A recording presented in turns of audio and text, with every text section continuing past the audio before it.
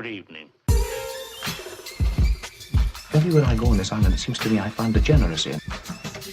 Watch a few movies, take a few notes. See, it's a lot scarier when there's no motive, Sid.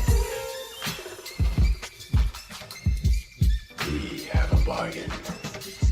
Watch a few movies, take a few notes. Do you feel the pain? Well, it's the pain I can assure you will be exquisite. Watch a few movies, take a few notes.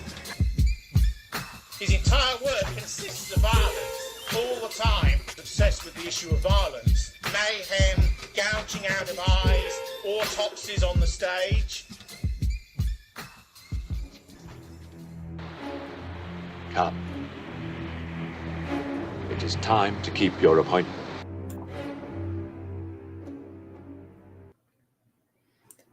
Good evening, everyone. You are entering a world of sound and mind. I hope you are sound of mind and doing well. We are covering Twilight Zone, the movie tonight, which I put as The Twilight Zone, the movie.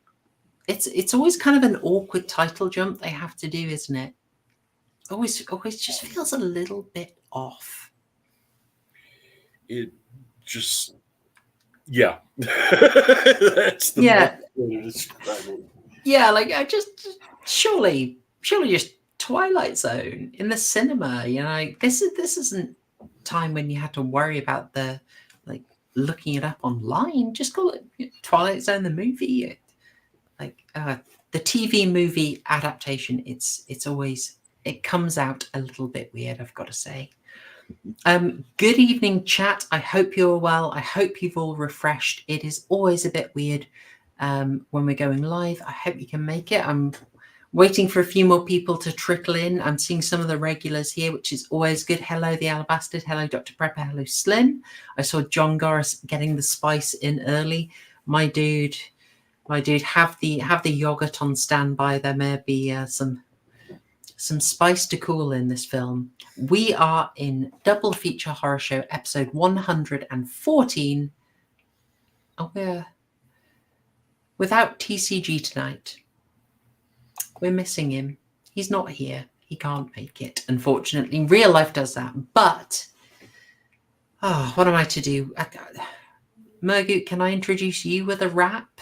Or with that, it just feels antithetical. I may not. Rap isn't my thing, but go ahead. Oh, I don't know. It just feels a bit off. I might skip it. All right. But however, you are here because we are covering a horror anthology. And you, as usual. I mean, I don't feel I'm actually bringing your level of knowledge up much because kind of everything I've shown you've largely seen. But I'd like to think maybe some knowledge gaps being filled in. But you are, as we all are, on this little journey that is definitely going to carry on throughout the rest of 2023. You're becoming an expert in the horror anthologies now. I've been addicted to horror and science fiction since I was a kid. So if it's been out, I've tried to watch it, except for I missed a lot of direct-to-video movies and some of the classics and some of the 50s and 60s Z-grade movies I've missed. But the major high points and the real low points I try and pick up on. You never know until you sit down, do you? You know. It's this movie's really bad. Okay, I've got to watch it. Yeah. There's we've talked about the Wiseau threshold when that's when you break through so bad until so bad it's good. You just smash through it and suddenly it's glorious. The Ed Wood movies are so bad it's good. People can contradict me. And then you have Manos, The Hands of Fate, which is just, dear God. Doesn't quite make it through. Doesn't get through the Wiseau barrier. No. It's a tough one. It's a tough one. All right, chat. Well, Oh, I tell you, the other place you've got a massive lead on me is in the TV realm, because so much of the TV is a fresh discovery for me. If we got it here at all, it was certainly not showing when I was growing up anywhere I could see it. So, Outer Limits, all these Twilight Zones, I'm coming to them largely afresh. Yeah. And then there's all the 80s ones that I don't know how much made it over except in memes, or like Tales from the Dark Side and Dark Room and Monsters, and I can go on and on and on. I think they'll be the kind of thing that showed on like Channel 4 at 2 a.m. Like if you managed to stay awake through Euro trash, you might have caught Tales from the Dark Side. I can look that up, you know. Actually, I think Tales from the Dark Side might have been Channel 4. The Outer Limits, I know we got on BBC Two. I have very fond memories of catching that at 11:30. I occasionally slept as a child. 90s series.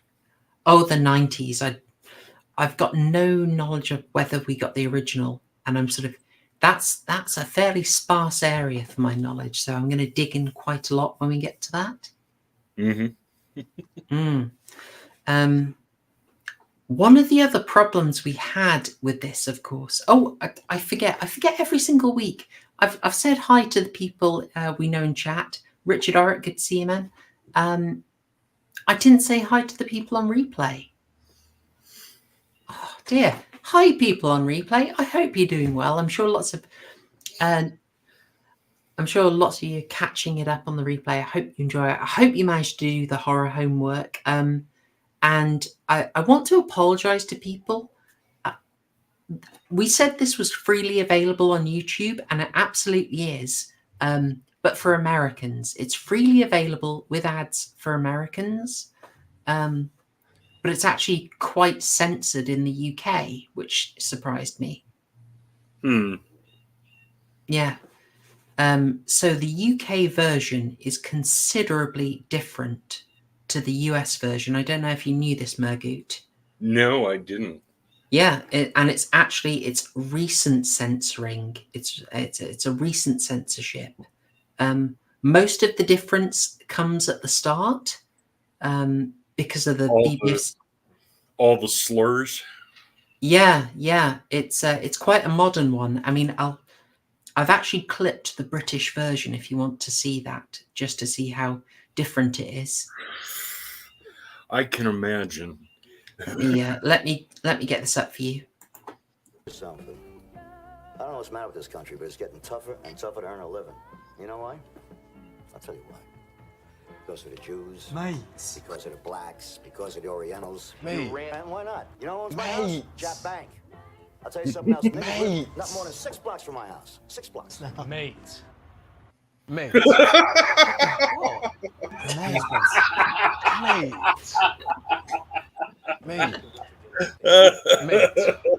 Mate. Mate. I'm sorry. God, I had to do it. I had to. Oh, you got me. Oh, Got him. You got me. I thought you were being serious at first. Oh, thank you, Sadiq Khan. Good stuff. Oh, I couldn't resist it, chat. It had to be done. I might post that separately. Richard's not wrong though. Yes, that I don't know if they got their N-word passes, but they were liberal. And I've got to say, I don't think I'm a particularly sensitive soul, but it really caught me out. I mean, we'll get to that. But before we discuss the Twilight Zone in full, I did promise we'd have a couple of games of Wheel of Fortune, which we tried 2 weeks ago. And yeah, I had fun. It's a good type of chaos. So I thought maybe, yeah, I've got my list here. So I thought we'll for the topic section, we'll go back in. We'll do a few rounds of Wheel of Fortune. And as TCG's not here, chat, I want you in. I'm gonna get a couple of people from chat to challenge each other. All right, so I'm going to pick you out. I've got latency on this low. We can be very reactive, and we can go for it. So what do you reckon, Murgoot? Should we give it a go? Yes, ma'am. Now, what's a traditional rule? What did we use last time? Do you start with 3 consonants and a vowel? Was that what we gave people? Yes. All right, cool. So we'll do it, taking it in turns. Now, I'm going to have to be looking away from the screen for a fair bit. So we'll see how this works. I think we got away with it last time. Oh, actually, I've got maybe a better way of doing that. Right. Okay. Minor fiddling, chaps. Minor fiddling. We're getting there. Is that going to work? Oh, dear. You know what? It hasn't made any difference whatsoever. We're just going to go with this. Okay, chat, I'm going to share it right now. This is not going to be absolute chaos. And we're all going to enjoy a delightful round of Wheel of Fortune. Can you all see that? It's Mr. Sunak. Oh, absolutely, absolutely. I missed him last time, so I thought I'd add him in. Okay, chat, I want a couple of volunteers. Do we have anyone in chat volunteering to give it a go on the first round of Wheel of Fortune? I think I'm going to pick a couple of people. I think Fez and Dr. Prepper. How about it? Should we go for it? Murgoot, can you wrangle? Because I need to. I'll look at the screen, and Fez you wrangle. and Dr. Prepper. Okay. Let's go for it. I'm watching the comments. All right. So let's say, Fez, do you want to go first?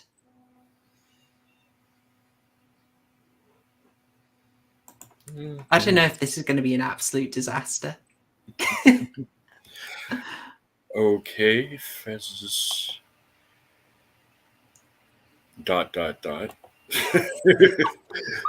Maybe I need ultra low vowel. E. E. All right, sweet. I'm going in. E. Yes, we have an E. Oh, and we have another one. Yes. Imagine if I've done a typo again. Okay. And now 3 consonants. Right Honorable Fez.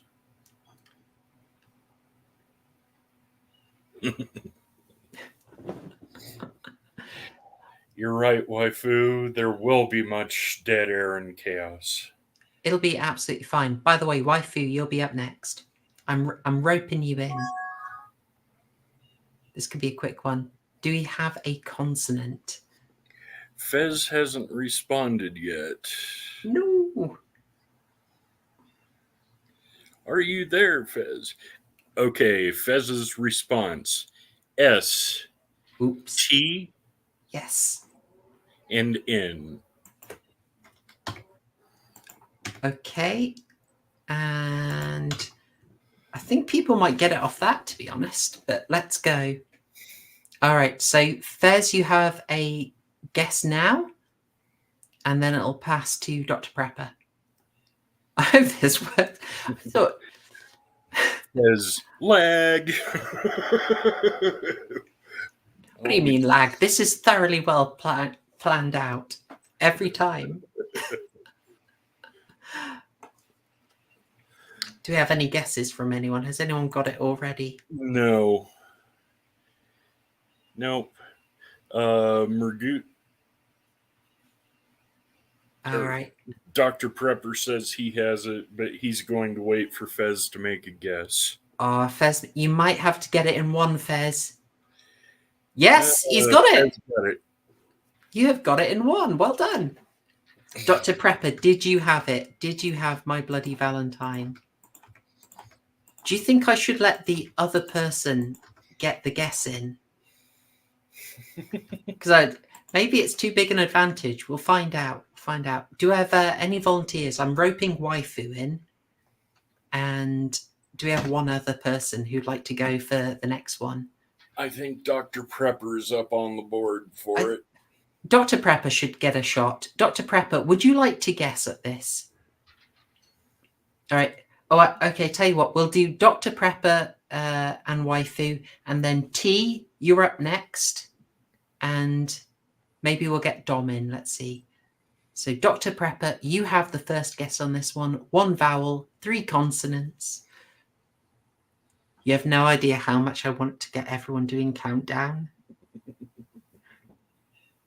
If I'm indulged, this will really just become a cheesy horror game thing. We'll be playing a game of Nightmare. I'll get a rip of the VHS. It'll be a gay old time. Oh, good. I love seeing the volunteers. Oh, Dr. Prepper, E. Oh, yes. Yes. T. Oh, yes. E. N. There is no N. And no P. No P. Dr. Prepper, do you have a guess?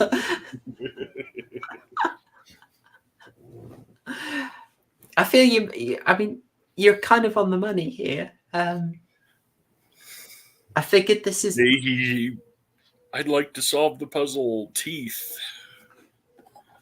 It is indeed teeth. Yes. I thought this would be one like if it's easy to miss the letters, like if you go for the wrong vowel, if you don't go for T. Family stream, Dom. Family stream, indeed. All right. I've got a few more of these, folks. This is a bit more substantial. Okay, so who did we have? Was it we're gonna do? Yes, John Goris. Yes, unfortunately. It is. It is. Well done. I have a cheeky fondness of this. Sorry, wifey, you did not get a chance at that. So we're going to do I think it's Slim and T. So tell you what, T, would you like to go first, and then Slim afterwards? I'm pretty sure this won't be solved in one.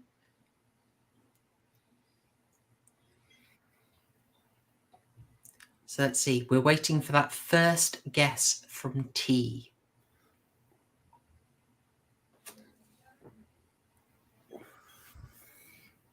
I haven't really accounted for the lag in this, have I? I've set the latency quite low. Oh, there we go. E. Okay, this might take a while. E, right.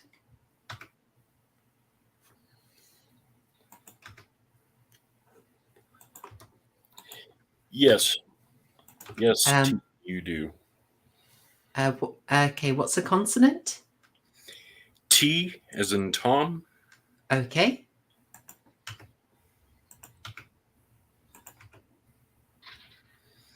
N as in Nancy.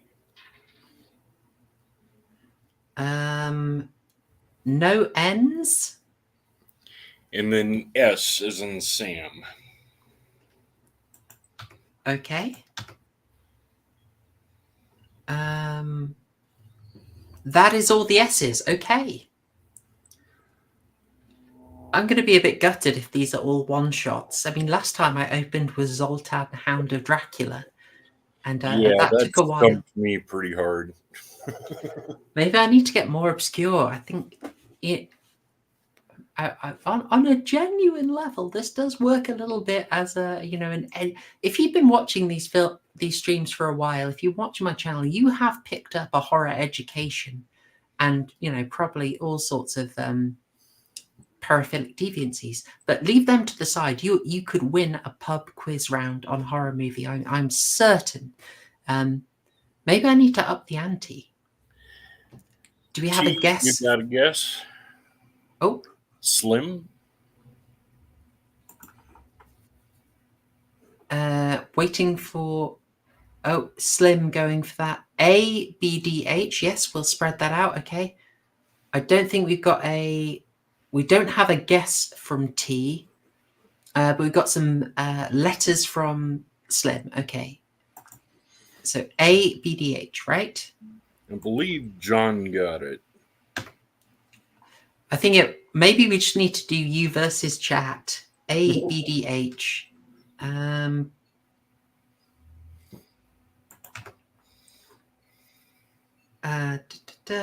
B, D. D is definitely in. And H is in. Yes. And John Goris got it. Has he got it? Oh, dear. Oh, chat. Well done. Well done. Yes. Okay. Yes, that is indeed Tales from the Dark Side, the movie. We are going to get to it maybe this year. Maybe this year, guys. The 80s is intense for horror anthologies. I would like to think we will get out of the 80s this year, but I'm not certain. Well done. All right, tell you what, I might switch it up. Murgoot, would you like to take on chat in a Wheel of Fortune battle? Certainly, and I'll make my guesses once you've switched over. All right, cool. Just to prove that it was not randomly chosen. Okay. Okay. Oh, good. Murgoot, you've assisted me here. Would you like to take the first guess? And then we'll go for single letter guesses from chat after this. Okay, so I get the vowel and the 3 consonants. Yes, go for it. Well done, chat, by the way. Absolute beasts. You've just... I need to be much more obscure. I need to do like Hollywood Chainsaw Hookers. I shouldn't have said that because that would be a really good example. Never mind. Anyway. Okay, vowel E. Yes, you have. Yes. There is your E. T as in Tom. Yes.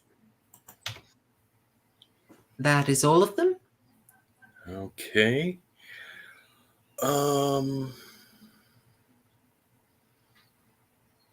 Let's see. I'm so nervous. Has chat got it already? By the way, chat, if you haven't done already, I forgot my shilling, folks. I forgot my shilling. Give us a like for this weird little 80s, 90s throwback crossed with, horrible carnage that we like to do here. If you're enjoying it, the likes do help. Under the reign of Raja Mohan, you got to interact with the stream or it will not be served up to you and recommended. Although I know lots of you, you've got it in your calendars, and I really appreciate that. Sorry, Murgoot, your guess. H, please. H, absolutely. There is only one H, and you have a final consonant guess.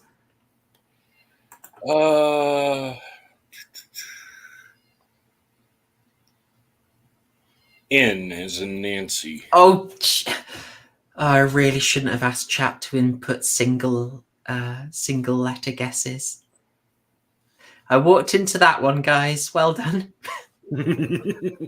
Sorry, Murgoot. What was that final consonant? N as in Nancy. Everyone's going for the N's. There are no N's in this. Okay. So, Murgoot, I'll give you a few seconds. Would you like to solve or would you like to pass to chat?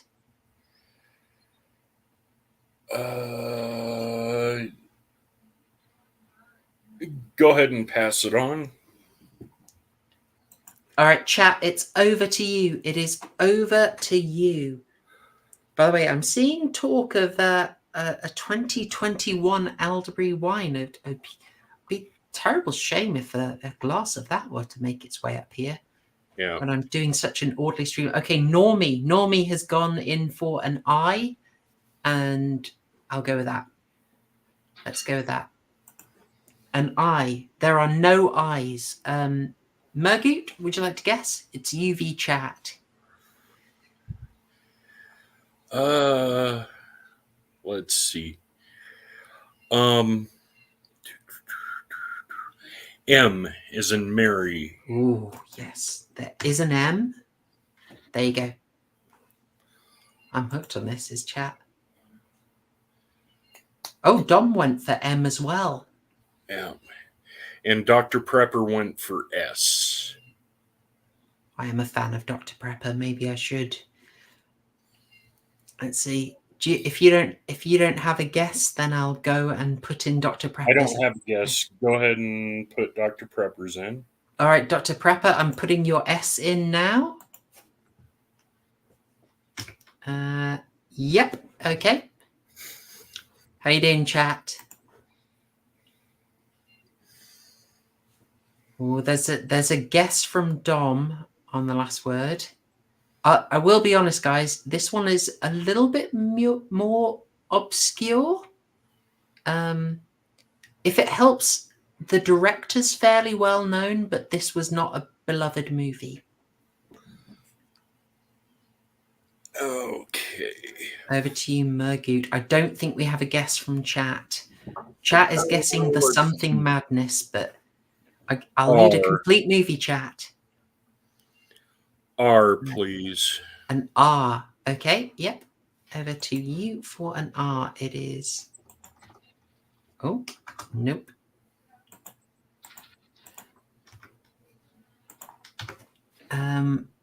That is all the R's. Okay. Dr. Prepper was right on that. Yeah, I mean, I thought chat had a pretty good guess there on madness. You know, it was fitting for a good old what. Well, if it was madness, you'd have got an extra S in, wouldn't you guys? Oh, what's it called?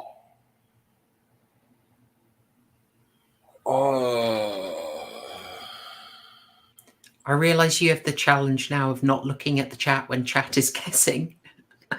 Yeah. This is where we need TCG. We need the 3. We'll get it. We'll get it. I've got my blinders on. I'll go ahead and pass. All right. If you are passing it to chat, John Garris has come again with the victory. It is indeed Tobey Hooper's The Toolbox Murders. An early 2000s effort that I thought had some quite nice effects, but weirdly, the cover of the DVD box was a lot harsher than anything in the actual film. But I've been tempted to watch it again because I have not seen it in a long time. I think if anyone had gone for O, you'd have a very big clue. All right, folks, there are 2 more left to go.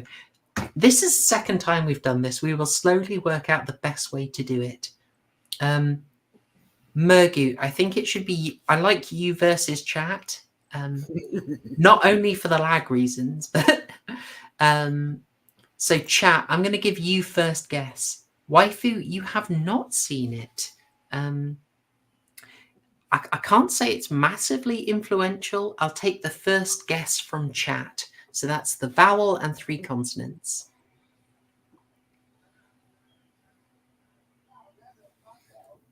Let's see. Okay, Dr. Prepper gave an E.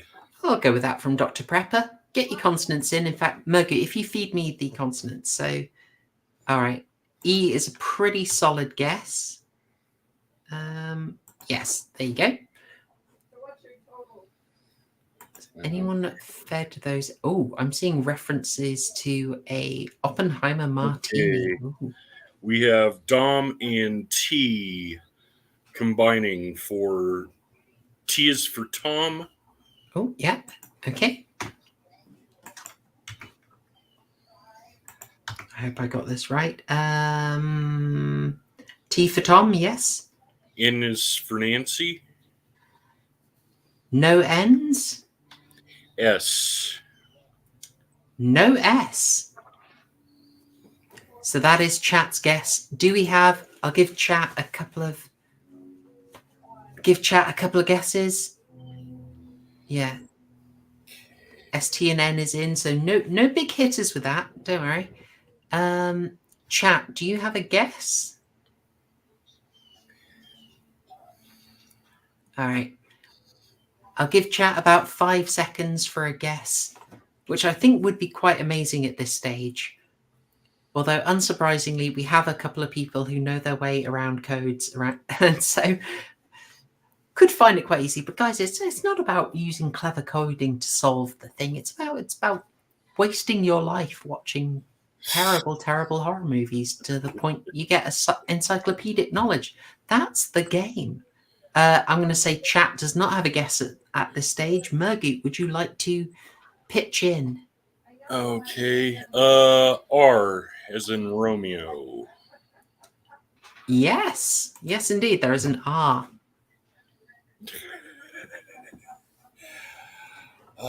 And now trying to I'm sort of if you avoid looking at chat, I'll come back and forth, because then I think you avoid getting spoiled, because chat is on fire tonight. Imagine someone actually came in wanting discussion of the Twilight Zone movie.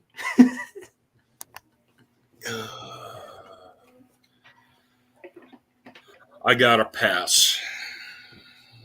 All right, over to you, chat. I saw the alabaster guest Al. I'm going to give you that Al right now. And there it is. How are we doing, chat? I'll keep an eye and see if chat has guessed it.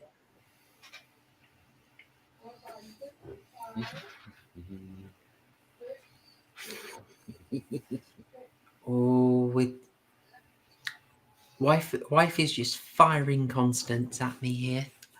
Yeah. All right, you've got a chance to guess, chat. Okay. Just imagine if you'd never seen this, and you're like, "Oh, but please, I really want to see discussion of Twilight Zone the movie." It's like, no, yeah, we'll get to it. But first, terrible game show. Yeah. It's the best part of the stream, guys. Well, let's see. I don't think chat's got it. I'm not seeing a guess. All right, Murgoot, it's over to you. You get a take a guess on a consonant. G as in golf. Oh, yes. That is definitely in there. Yes, there is only the one G, but it's still the same old G. It's been low key.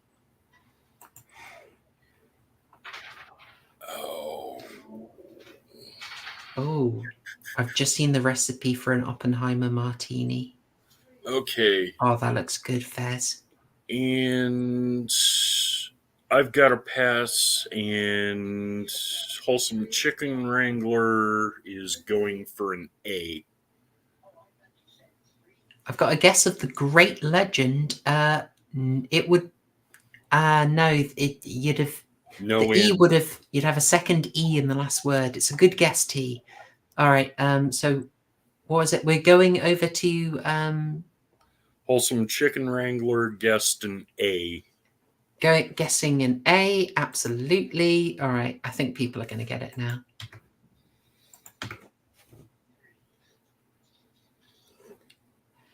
All right, chat, I'm going to give you about a minute. I'm going to fill the awkward air because I expect people are going to get this. Yes, there we go. Oh, Dr. Prepper, I think just pipped waifu to the post there. Well done. Yeah. It is indeed the Craft Legacy, a film. Yeah, Dr. Prepper got it. Dom, if only I had watched The Groat Legume instead of this. Yeah. Fun fact, Wholesome Chicken Wrangler was actually in my review for the Craft Legacy. We watched it together, and it stirred such a fury in her that she had to come in and rant for 10 minutes on it. And it's my favorite part of that video because I saw the audience retention, like, we did not expect a lecture on Menzies. But never mind. Okay. I've got a final one for you guys. A final one. Okay. I might just open this up to... Shall we just... I'm just going to open this up to chat. This is full chat chaos, right? Chat, we're just going to go with when you say it. Okay. 1 vowel, 3 consonants. Go on, chat. We will take your first one. 2 guesses. The. Fun. E. Well, we've got a vowel and 2 consonants from T, so I'll go it. And if someone else wants to get a, if someone wants to get another consonant in, we will go with that. All right. So I'm doing THE. Yes, unsurprisingly, I was going to choose something to kind of work around the fact that this comes up so often. But never mind. Do we have an extra consonant from chat? The next one is from T, and that would be N. An N. Okay, lovely. Let's go for that. Yeah. There's more of a deep pull, but I believe in you, chat. I think you're going to get this. I've got an R from both Normie and Wholesome Chicken Wrangler. Mm-hmm. So I'll go for that. There's only the one R. How are we doing, guys? This will come in a flurry. Like when someone gets it, I'll just see them all at once. Oh, How many people have liked this very weird exercise? Let's give 17 and 8 likes, folks. I've got to see more likes for this bizarre indulgence of my special interests here. I'll give it a shot. F as in Frank. Oh, there is no F. No I F think in this. Slim got it. The Punishers. No, Slim. It is not the Punishers.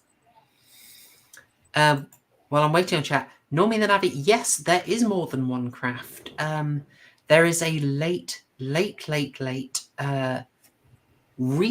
/ sequel that was made for Netflix called The Craft Legacy.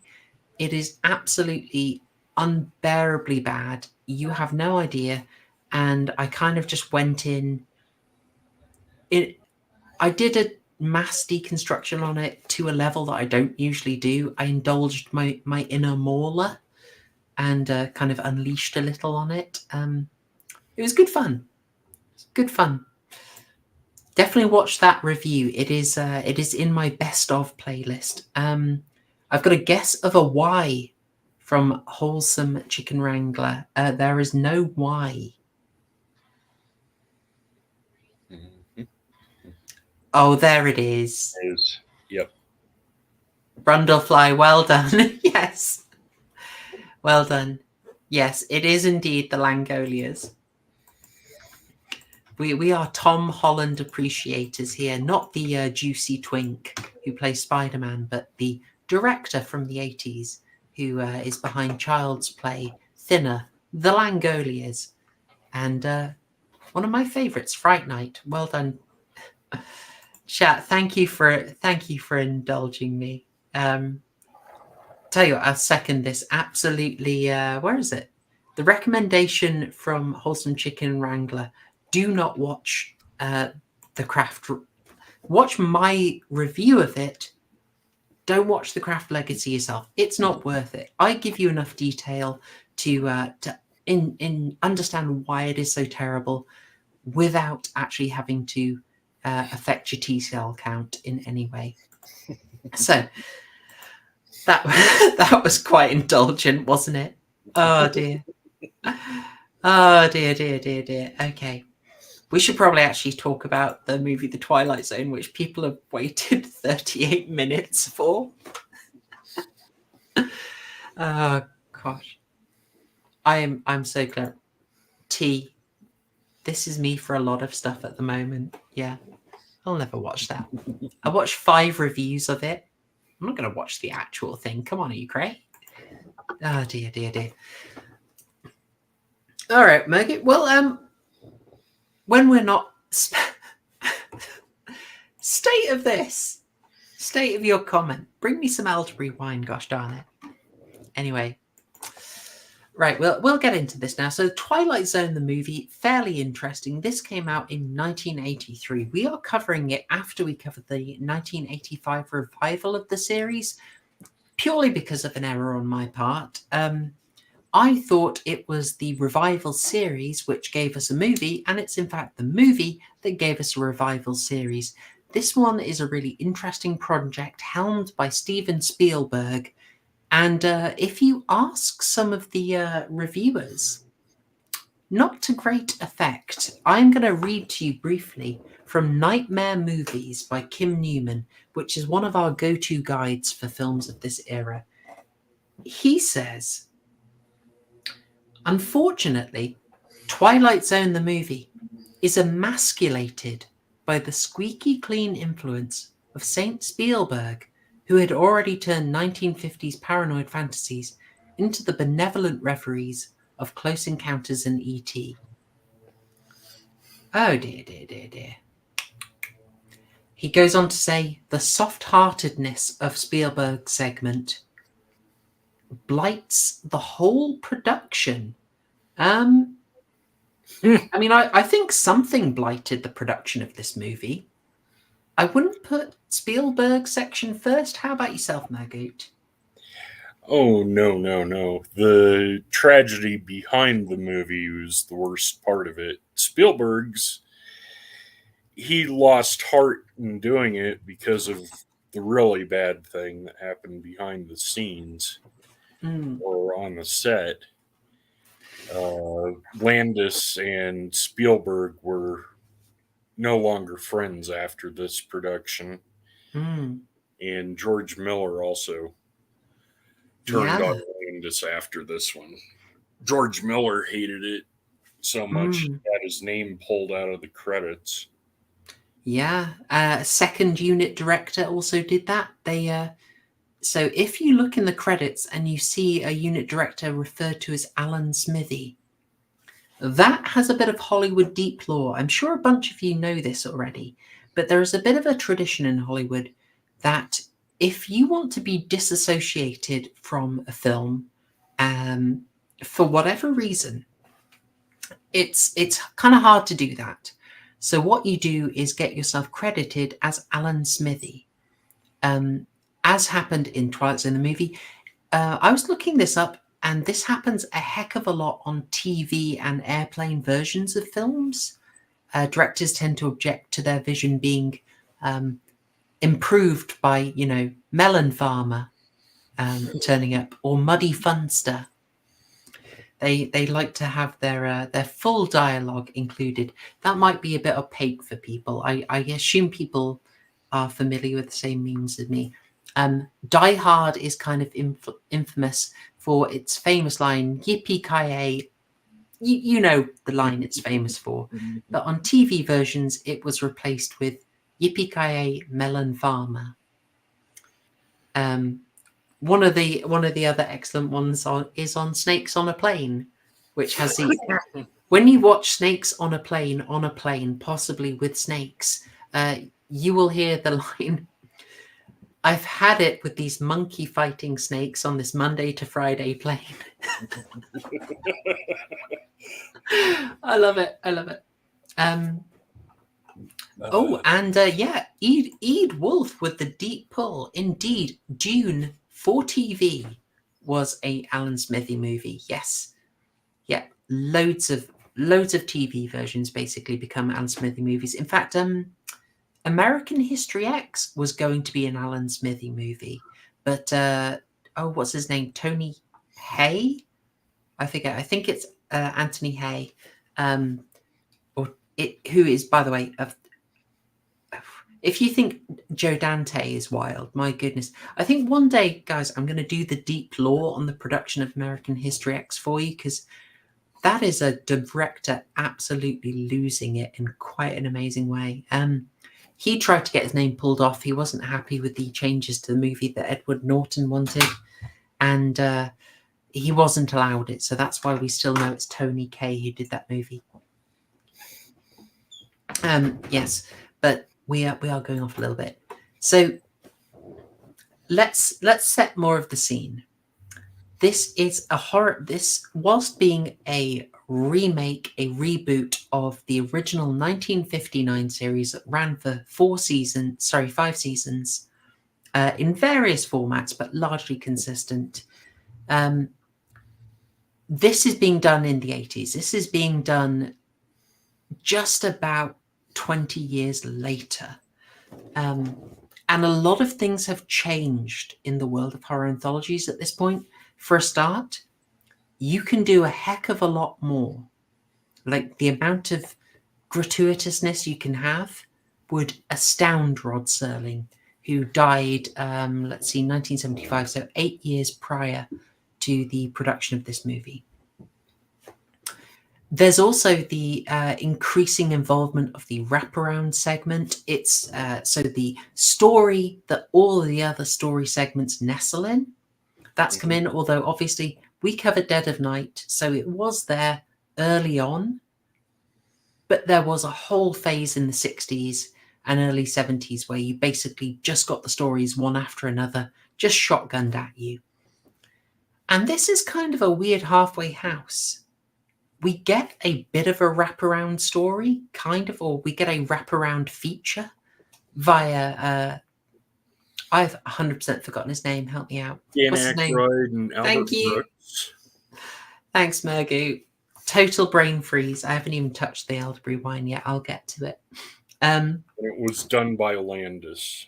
Yeah, we've got that. Now, it is not a wraparound story. The version they were kind of thinking of doing with this was to have each segment kind of leaned into the other, which was actually done to great effect, I would argue, on Cat's Eye, which we will cover. But because this was a very troubled production, they did not get to do it. And so we really only have this kind of, what would you say, bookshelving, bookending, thank you. Bookending. Yeah, thank you. Via the Dan Aykroyd thing. Otherwise, you kind of just hard cut from one story to the other. Sometimes with narration, sometimes not. I also see T has picked up on one of the things that I loved about this movie, that it's got Kevin McCarthy from the original Invasion of the Body Snatchers in 1956 in it. Also, in the 1978 version via a cheeky cameo. Yeah. If you've been around this channel, you know I absolutely love the Invasion of the Body Snatchers series. I was looking in on this, actually. Kevin McCarthy was going for a heck of a long time. Until, so I wondered if it passed away slightly after this, but no, he actually, Kevin McCarthy actually ended up dying on 9/11. He was born in 1914 and he died on September 11th, 2010. So there is some extreme longevity. Yep. Yeah, that was a treat. Another fun fact is Scatman Crothers in the Kick the Can vignette was born in 1910 when Halley's Comet was there, and he died in 1986 when Halley's Comet was going over in its 75-year cycle. Oh, goodness me. 6-year cycle. Oh, yeah. You sent me one of Scatman Crothers' songs earlier. Yeah. I was like, that was kind of lovely to hear. I'm going to be honest. Yeah, Sorry, he did some great stuff in the 40s and 50s. So, shall we get him on screen briefly, because people appreciate it, and you'll probably have the experience I did, folks, of just suddenly going full Leo DiCaprio mode and going just pointing and be like, "It's the dude from The Shining." That is indeed Benjamin Scatman Crothers. Look at his songs, folks. It's quite charming. It's really quite charming. The one you sent me was really nice, and that was called "Keep That Coffee Hot." Yeah. He has some others which, well, wouldn't be appreciated on Twitter. But it was the vernacular of the time. Oh. Okay, he's been Lovecraft Cat posting. Good. Yeah. Maverick, you didn't get a notification. I'm sorry to hear that, man. I don't know what I could possibly have done to upset Neil Mohan, but the notifications for this channel do not tend to go out. All I can assume is that Neil Mohan or his underlings, his minions, have watched my stuff, which would probably explain it all. Yes, so for reasons I'm not certain of, Spielberg did something kind of weird with this. Usually the thing you see in an anthology movie is and forgive me, folks, you've heard this a few times because we've been talking about horror anthologies a while, and this is a consistent feature. But you save a lot of money on them by getting a bunch of big stars in, and you only need them for like a week. So you could get Peter Cushing, Christopher Lee, Donald Sutherland in, all in the same movie, because you only need them for 1 week because they have a short bit to film. But then you can put all these big names on your poster, so it works out really well for the movie. You don't usually swap the directors though. As Murgoot, as you covered, this has got a bunch of them. We've got John Landis, who did the first section, somewhat infamously, which is the only one to be an original story. Spielberg does the second. Joe Dante, and you will have no doubt it was Joe Dante that did the third. And George Miller, prior to his making of Happy Feet, did the fourth. Yes, all the rest are remakes of classic Twilight Zone episodes. Well, the first one wasn't quite original. It was a merging of Time Out and Back There. It does feel. I'll say this for it. It does feel like a Twilight Zone concept. The last thing I'll say about this, we will talk about the incident when we cover the first story. Only to say that they made their money back quite well on it. So it was pretty successful, but it only didn't get followed up because of the basically the tragic accident that happened in the Landis segment.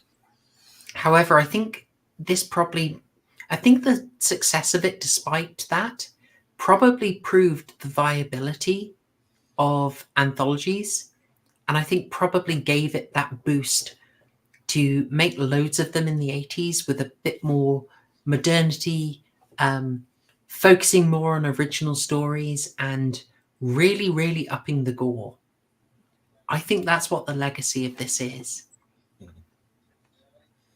It's partly why we're going to be in the 80s for quite a while we're doing these horror anthologies, folks, but you're in for a treat. Anyway, we should get into it. Murgoot, would you like to talk briefly about the opening segment? And I'll just quickly get an image on screen for us. Okay. The opening segment has Dan Aykroyd and Albert Brooks going down the road, listening to one of the worst earworms of the 60s and 70s and 80s, Midnight Special, singing along with it until the tape spews out of the cassette player like it always does at the worst possible time. For those of you who, I know Sling has and John has and Joe has, cassette tape spewing out of the front of your dashboard. And then they start playing road games like Guess That Song, and then turning the lights out going down the road to spook the passenger. And Dan Aykroyd says, "Pull over. Do you want to see something really scary?" After being spooked by Albert Brooks. And Albert Brooks is like, What? He pulls over. Dan Aykroyd turns around, then flips around and eats Albert Brooks. It's shown off. It's off screen, but and then it leads into the intro with one of Serling's most used character actors, Burgess Meredith, doing the narration, and it breaks in theme. That was a really nice touch, I thought. I really like that Burgess Meredith did that. Oh, yeah. He's great. And he has one of the most distinctive voices from that era. Absolutely. So, would you think I was kind of crazy if I said this was my favorite bit of the whole movie? It's the most memorable, really. Just the absolute wackiness of Dan Aykroyd, and Albert Brooks is a great straight man. Yeah, they've got such chemistry. I loved it. I was hooked. Well, it doesn't help. It doesn't hurt. Doesn't help. However you want to put it. the midnight special catches everybody's attention. I mean, people were. I remember coming out of the theater and everybody was singing that bloody song, including me. It's a good vibe. It relaxes you. It puts you at ease. You know, Yeah. you chill out when you hear that. I mean, this really is. It's so well constructed. Everything's relatable. It's low key. These are schlubby looking guys just driving. We've been in this situation. Albert Brooks guy is initially the hard man, you know, so he's doing that, the dare, like the scaring, driving with all the lights off and making Dan Aykroyd nervous. It's brilliant because, you know, it's setting up the thing that will be reversed. It establishes a dynamic well. And this was my first time watching it, Murgoot. So you know exactly what I was expecting when they drove with all the lights off and then nothing happened. And then he did it again. You know exactly what I was expecting. That it was going to be a sudden whoomph. And then, maybe they hit a cryptid or something. But they just didn't do that. So I kind of remained on edge. I was waiting for him to do the lights off thing a third time.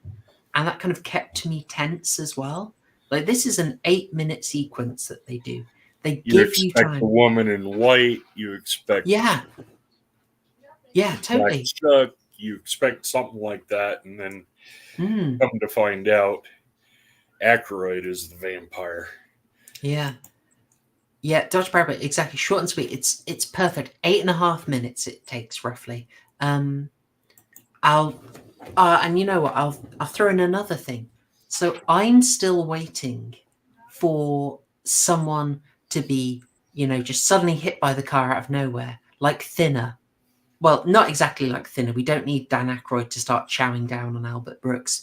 But I digress. But I was waiting for that. And they were doing their thing really relatably of whistling the theme tunes. The improv lyrics to the National Geographic theme. Yeah. I'm loving that. And I was expecting that all we'd get was one of them's going to whistle the Twilight Zone theme, and then they're not going to say what it was because, you know, we'll just make a little in-joke and move on. And then maybe they hit something before they can name the Twilight Zone theme. So, you know, it would be a treat for fans. No, they didn't do that. They started just talking about the show. That blew me away. Like, okay, maybe I'm sounding too hyperbolic, but that really caught me out. I just didn't expect it. It was something I would expect to come in sort of like mid-90s, late 90s, post-Scream, that they would just openly talk about the Twilight Zone as a show that they've seen. Am I weird for really enjoying that? Yeah, it's an entertaining piece. It's humorous and horrifying to think about at the end of it. Just, it ratchets things up. You're having a good old time, and then the next thing you know, you're dead and being eaten. Yeah, I mean, it's great meta stuff. It kept me guessing, and then when they deliver the scare, I mean, okay, Makeup isn't great even for the 80s, but it was passable. Yeah, I mean, I've said this is my favorite segment. The actual reveal is disappointing. I mean, the makeup I think isn't even that bad. It's more that they show you that he's not actually making any contact. He's just kind of like, I do this every time, Murgoot. I just literally mimed the motion, even though there's no camera. Gosh darn it. You know, he's basically just prodding Albert Brooks's collarbones. He's not biting, but they play kind of chompy, bitey sounds. So it's... Yeah. I think if you'd just done a hard cut once he turns and pounces, and then gone outside the car, that and just seen Albert Brooks getting killed against the windscreen, you still wouldn't have to show much, but it would have looked a bit better. But we've got some contention. I liked it. There is a moment of the dynamic being flipped where Aykroyd is looking away for just a little bit too long. Because of the people who are in the chat, I'll throw this out there. John Gorris is saying this reminded him of Pulp Fiction. I can see it. I can 100% see it. The way Dan Aykroyd delivers a scare, it actually really reminded me of a bit in Michel Haneke's Cachet. There's a scene where there's a chap telling a story around a dinner table about a dog who's killed. And I did not like that movie, but that scary story was incredibly effective. One of the best bits in it. And I wonder if that was this was an influence on that as well. What do you think about the way they talked about the Twilight Zone as just a series that they'd all seen? How do you feel about that? That it actually felt pretty natural. I mean, it was basically nostalgia and just, oh yeah, I've seen it. I loved it as growing up, and it seemed perfectly natural in the way they did it. They didn't emphasize. They emphasized it, but what the? Too popular, man. Too popular. No. The messed up thing is I have the battery pulled out of the phone. Dude, that is... I'm looking at the batteries on my laptop. Oh, no. Oh, that's creepy. Machine. Oh, no. I had my stuff shut off. What's going on?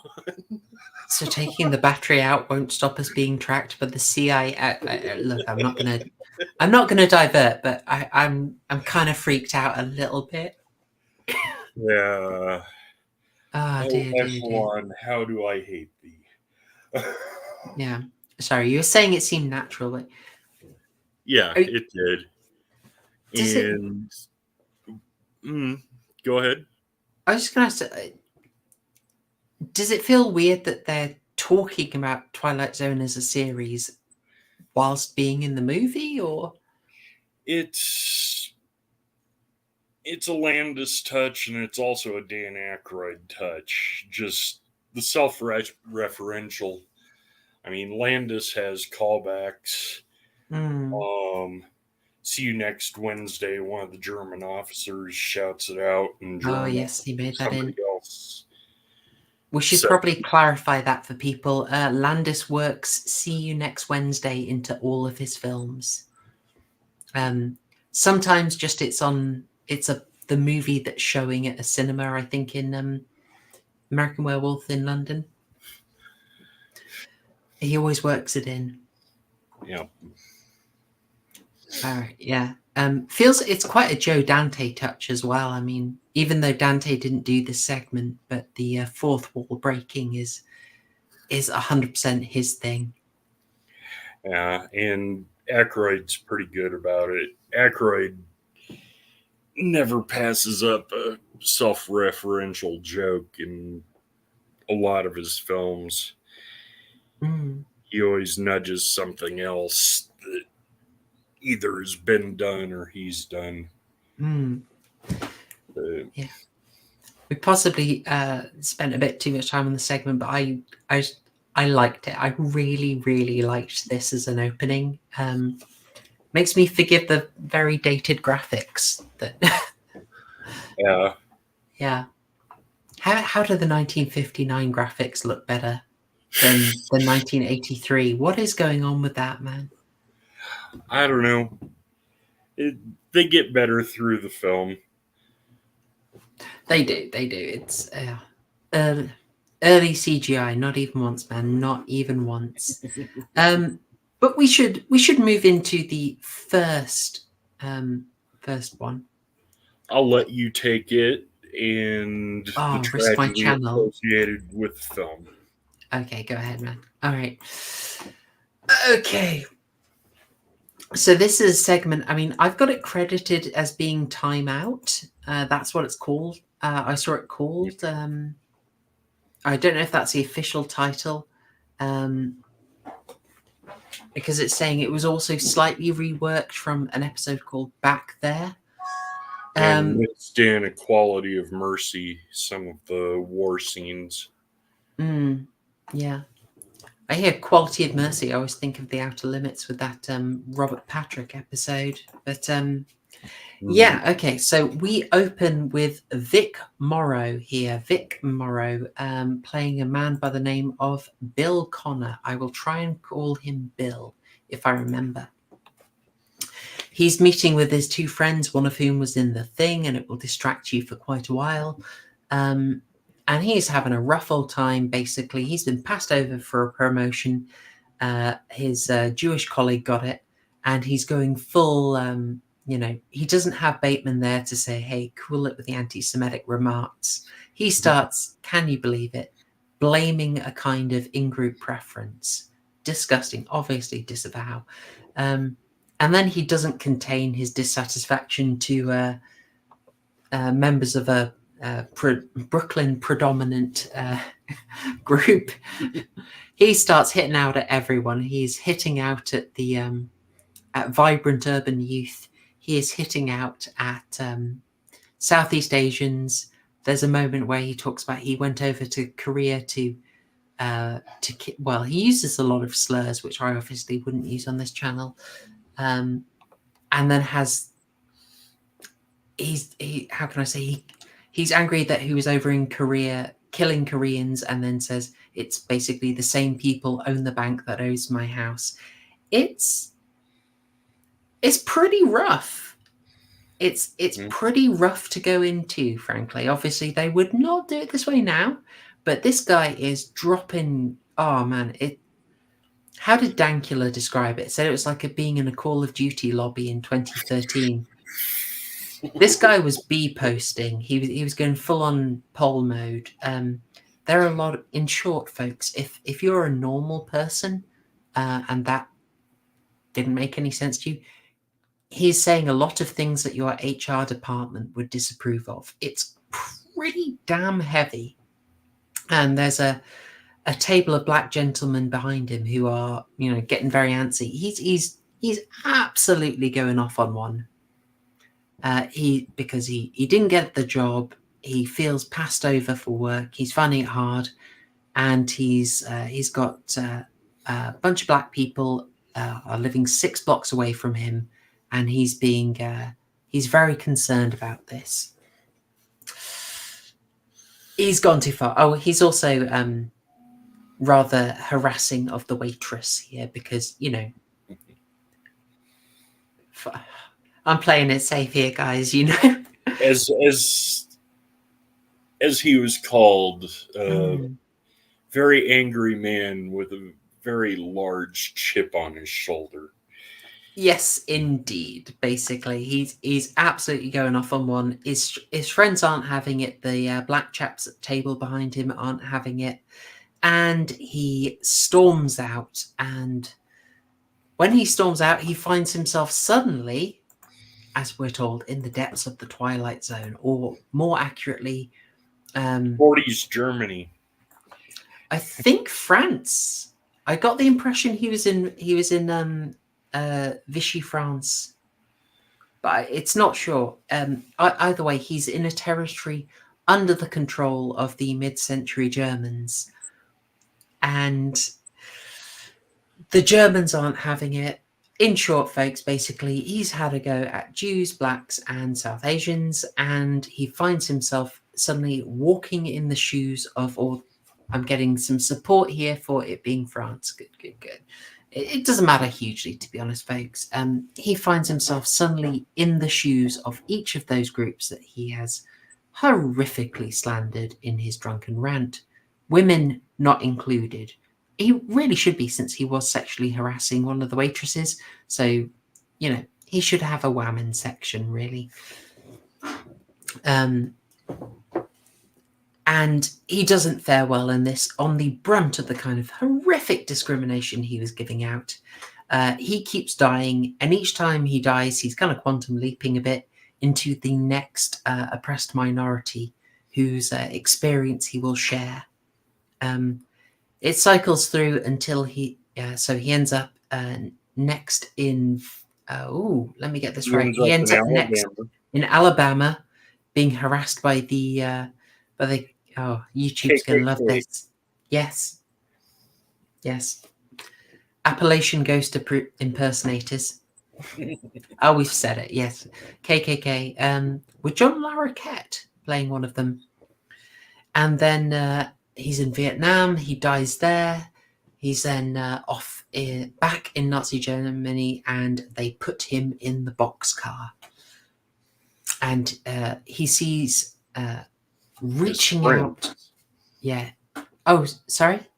Oh, he yes. sees Not his friends and reaches out for him, and they don't see him because he's in the Twilight Zone. They aren't. Yes, being receiving the cosmic justice for his crimes.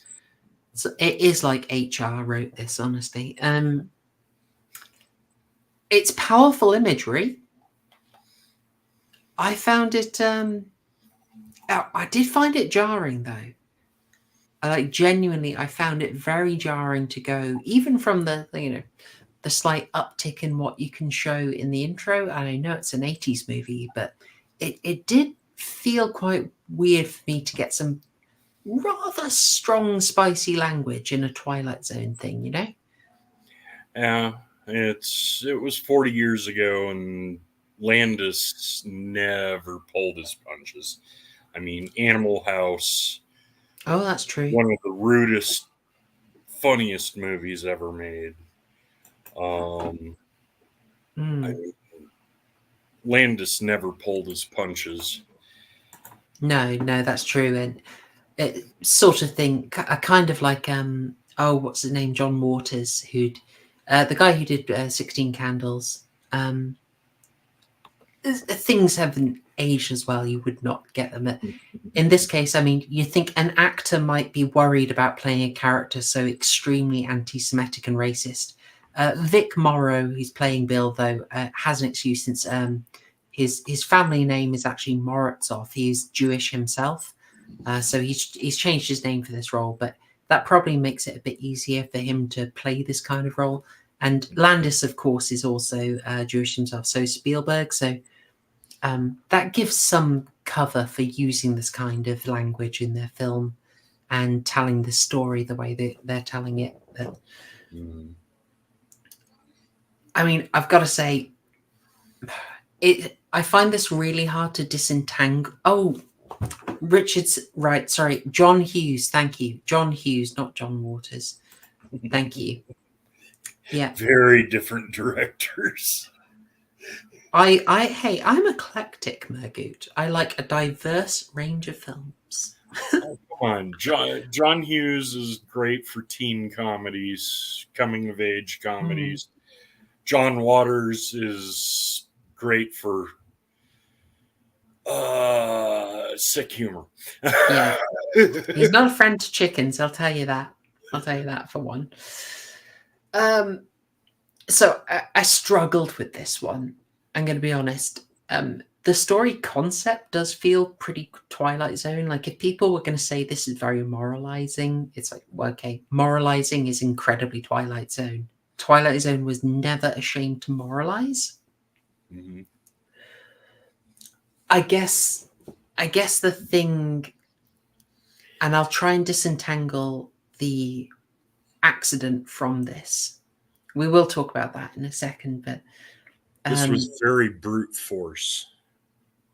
It's very brute force, Boomer Truth, and I get kind of antsy because it's it's not saying someone like Bill doesn't exist, but it's this kind of, I feel in this we got a kind of concentrated Uma Truth thing where any problems are, sorry, anything even vaguely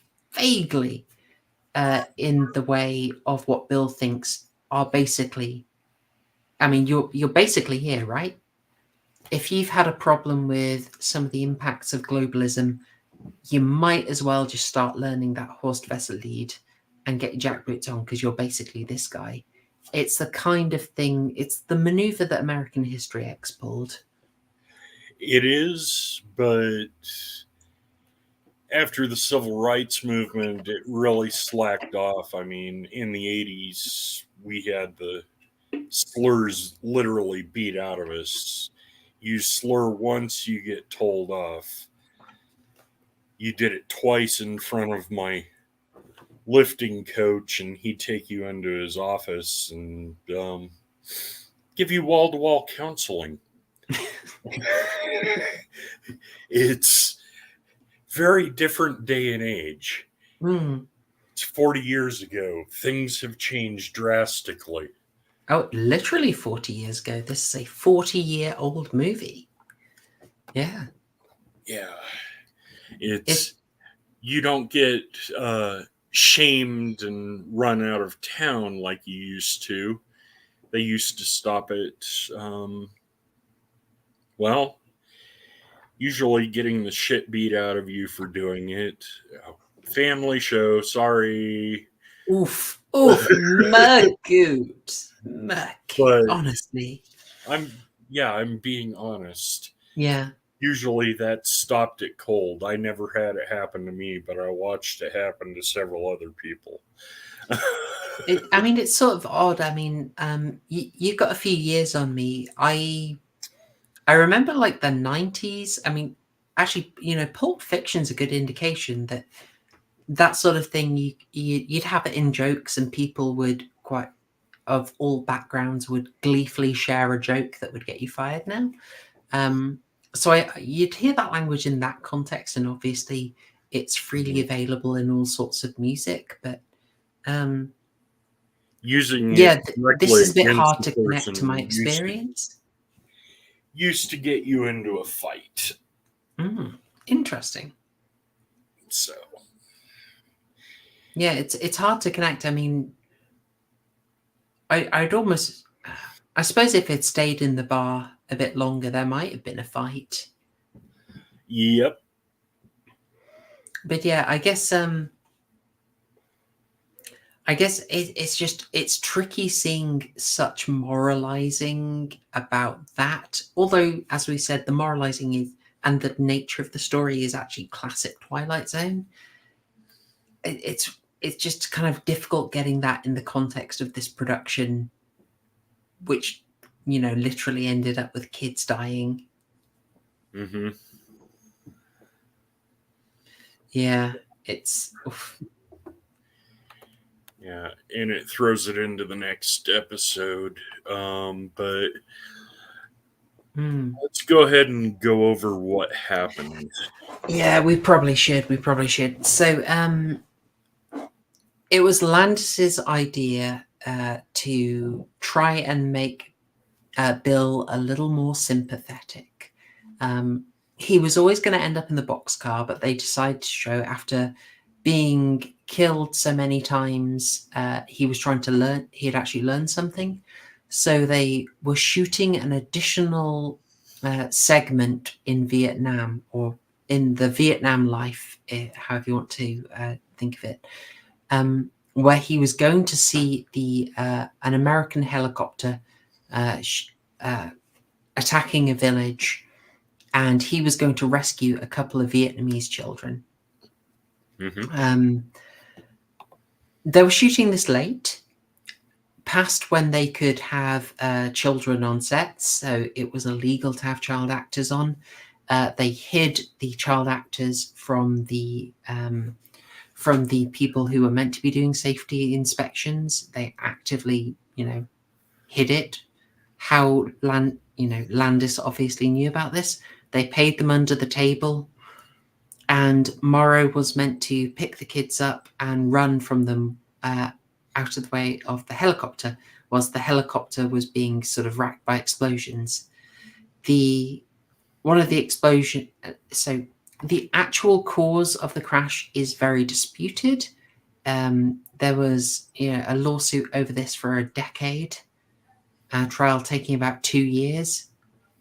But the leading theory is that the tail went off too close to the helicopter, delaminating the rear propeller. Yep. And that resulted in the helicopter crashing. John Landis got quite I was going to say pissy. We've already sworn once, I'll throw it in. John Landis gets quite Reddit. Actually, they said we were blowing up huts. We are never blowing up huts. It's like, bro, I don't think it matters. You're doing explosions, and the explosions caused the helicopter to crash. The helicopter crashed on top of Vic Morrow and the 2 child actors who were under 10, I believe.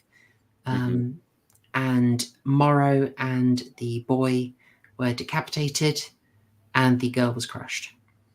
The family of the child actors were paid $2 million each. It had a lot of fallout. Landis and several of the other production staff were tried for manslaughter, and eventually were, found not guilty. They did credit the 2 children. Micah Den Lee and Renee Shin Yi Chen were credited. But they did remove all footage of them from the final film, which I think is probably right. It's really grim stuff. I mean, I found myself not really wanting to talk about it. There's a good video by Count Dankula on it if you want to look on his channel. But it's not fun, and I've got to say it really soured my feelings about the production and about John Landis. The way that, I mean, one of the things claimed, possibly what the NREAB is referring to there, one of the things claimed was that someone said that Vic Morrow had about 5 seconds when the explosion went off to react and get out of the way of the helicopter. So he was in waist-high water. What was he going to do? He was toting 2 children through waist-high water. Just really, really grim people covering their own back. Really grim stuff. Really didn't like it. It did sour John Landis's career a bit, but not much.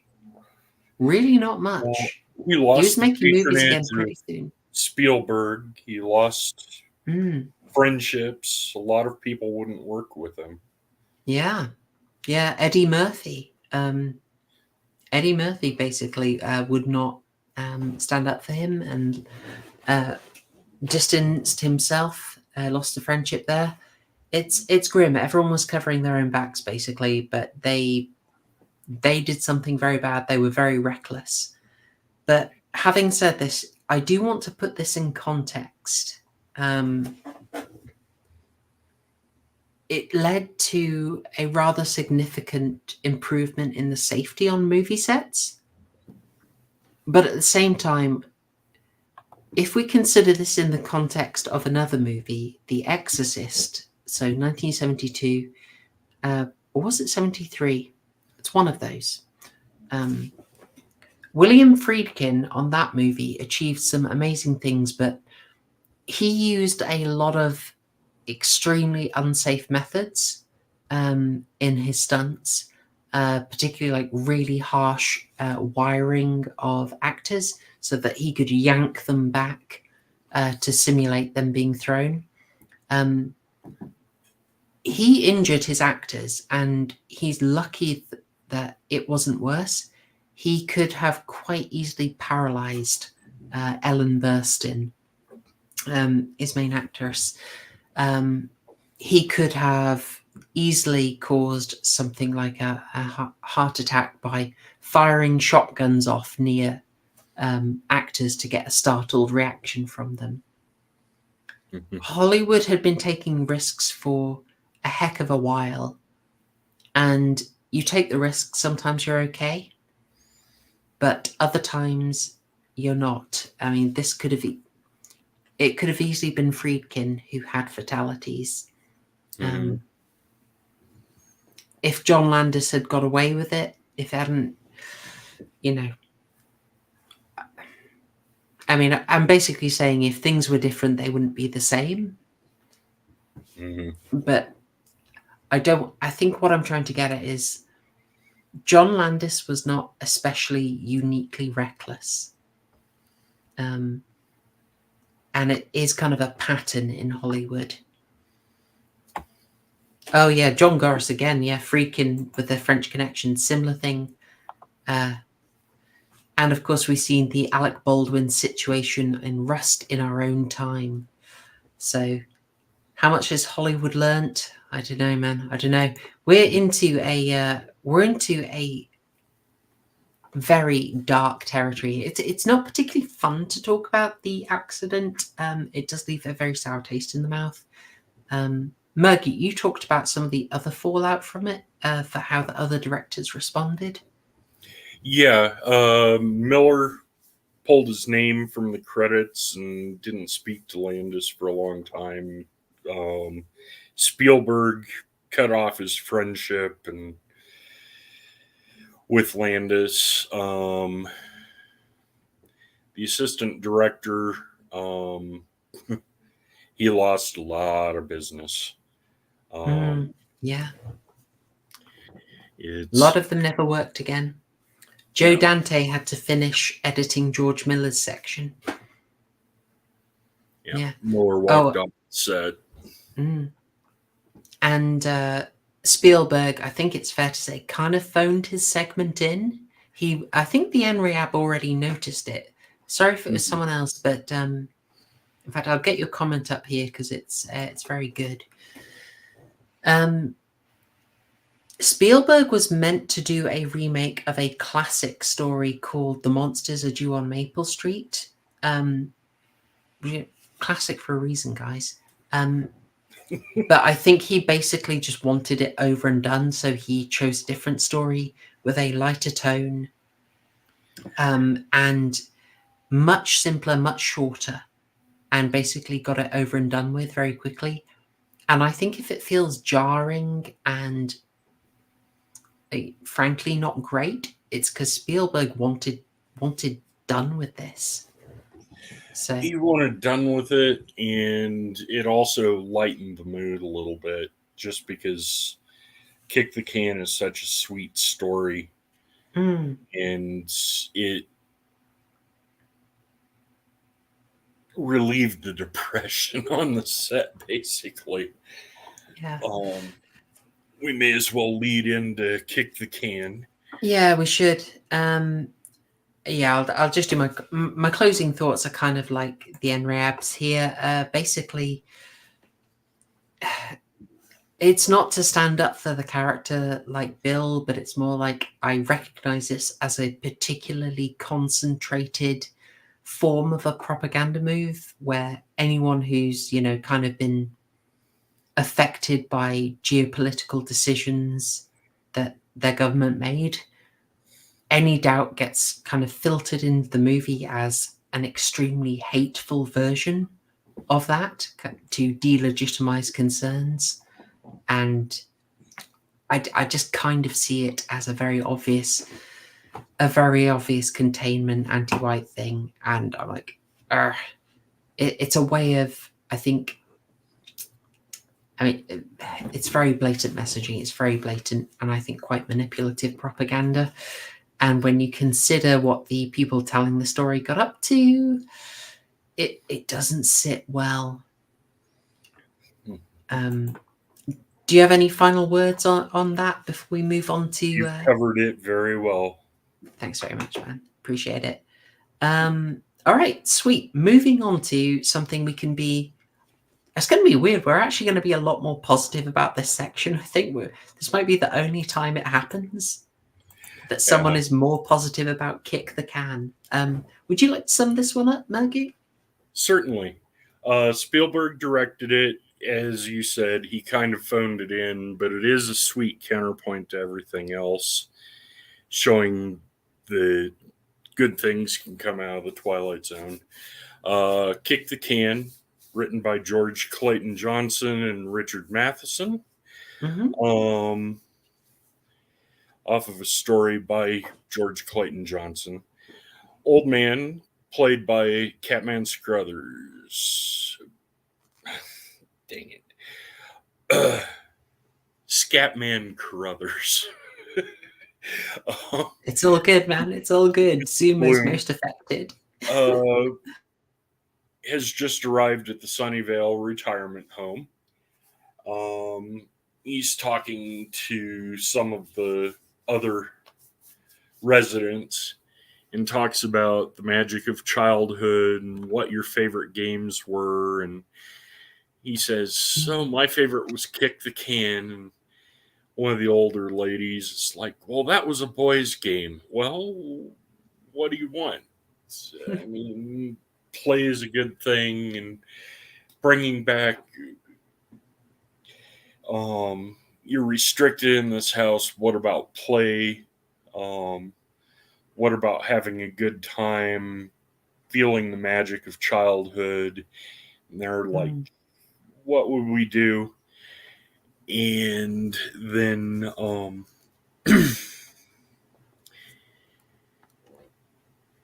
there's always the naysayer who's like, Mr. Conroy pipes up and says it's not a good idea. We're elderly. We're supposed to follow the rules and not hurt ourselves. They all go to bed, and Mr. Bloom comes in and wakes everybody up and takes them outside and throws down the can, and they start playing, and the next thing you know, everybody is a child except for Mr. Bloom, who takes a chair and watches the play. And they talk about how it's reliving the magic, bringing back the magic into their lives of childhood and being young at heart. And the kids talk about, well, who's going to take care of me? Where am I going to live? If I'm a kid, I can't live here. Well, you have a choice. You can go back to your old lives and have the memories of this, or you can stay young. And they all make their decisions and go back up to the communal bedroom, and Mr. Conroy wakes up. Children, what are children doing in here? They're all bouncing around, and Mr. Aggie's running around as a teenager with a sword or cane, using his cane as a sword, as a swashbuckler. And he runs out of the room calling for the proprietor, and miss, get in here, we've got kids. And she comes in, and they're all adults again. They're all elderly adults again. Till Mr. Aggie springs from the corner, avast ye, and jumps out the window. And Mr. Conroy's like, take me with you. Take me with you. And they've learned their lesson to keep magic in their lives and be a child at heart. At the end, Mr. Bloom, his job is done, and he leaves. And Mr. Conroy's out in the front yard kicking the can. Mr. Bloom breaks the fourth wall. I think he's learning. Yeah. And then wanders off to the next retirement home where he can spread his magic. And it's very sweet. It's very well done. Spielberg may have been phoning it in, but it was very well constructed. A lot of people don't like it, but I loved it. Do you think Spielberg maybe did this, phoned it in, and then thought, there's something in this, and this led to him making Hook? When did he make Hook? Because let's have a look at. I just got the feeling like maybe, sometimes directors do something and it's like they catch a bit of it and they need to come back and take a full 1991. Oh, there we go. I'm going to put this in. I think he was very inspired by this to. I'm going to say he wanted to explore the ideas he touched on here with Hook, because this is, the guy who basically sounds like anyone doing a parody of Harry Potter, the swashbuckler, the kid I've got in the center of the screen right now. Like, he's obviously a Peter Pan character, or equivalent. So I know I get the feeling Spielberg maybe wanted to come back to this material and play around with it a little more. Oh yeah, I wouldn't blame him. I mean, this was the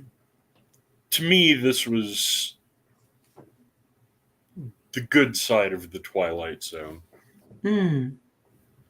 Yeah, you're touching on something really important there, which is contrary to what Dan Aykroyd says at the start. The Twilight Zone is not horror.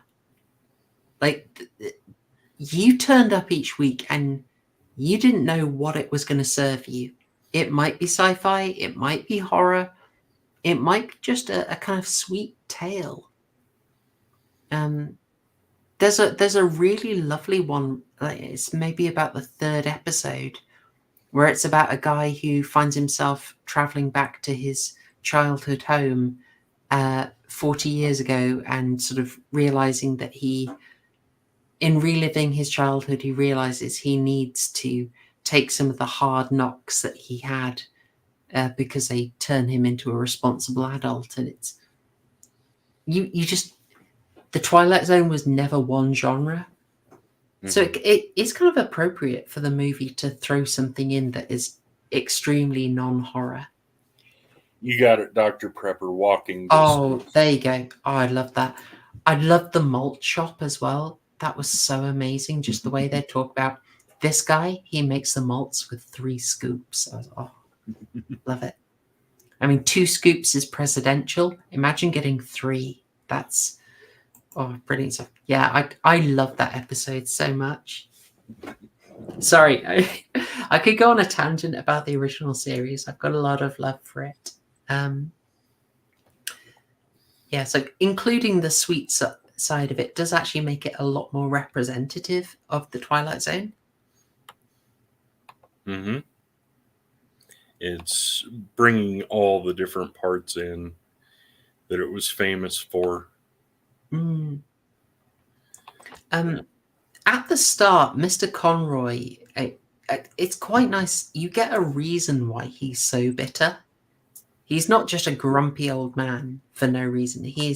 We see at the start that he wants to go out with his family, and they don't have time for him. That was heartbreaking, wasn't it? Yeah. I thought they did that really well. So yeah, he wasn't just an arbitrary grumpy character. He had some depth, but and he gets a little redemption. It's harsh when he misses out on the chance for adventure again, but then he's trying. So he actually has a character arc. He starts learning in the end. He missed the main opportunity, but he does realize that he still has it. Was there anything about this that didn't work for you? Well, somebody, dang it, it's not letting me scroll back. Somebody did mention that the production values were pretty low, and that's about right. But it was done it was switched over at the spur of the moment. Hmm. Although focusing on the characters more than the production value did help a lot. I mean, Scatman Crothers is just absolutely brilliant. And Yeah. the child actors really pulled off the accents of the attitudes of their.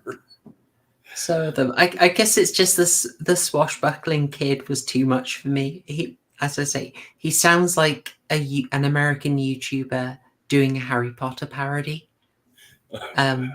So I found him difficult, but Doing his best Errol Flynn. yeah, it was kind of cute though. All the older cast, I really liked them as well. There's some pathos that they brought to it, but it is Scatman Crothers absolutely owning it. I mean, I'm biased, obviously, because of The Shining. It's so nice seeing him again. Mm-hmm. And only 3 years after The Shining.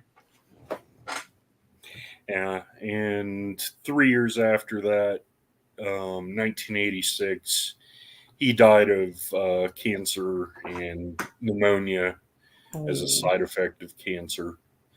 But he lived his long 76 years and had a very productive life. Mm. He did a lot of great stuff, music and production and writing and movies and television. Yeah, he carries it. He really does carry it. Yeah, I don't want to badmouth this too much, but I think one of the problems that I did have was, even though the mix of types of story you get and the tones you get is very true to the Twilight Zone, it was a bit jarring because they didn't transition between the stories very well. So it's quite a jarring change in tone. You don't really notice it when it's week by week, and you know, even if you're binging it as I have, you get a little break between the stories, a bit of a reset when Rod Serling comes on. So I didn't feel it was as jarring in the original series, where it's a little jarring here.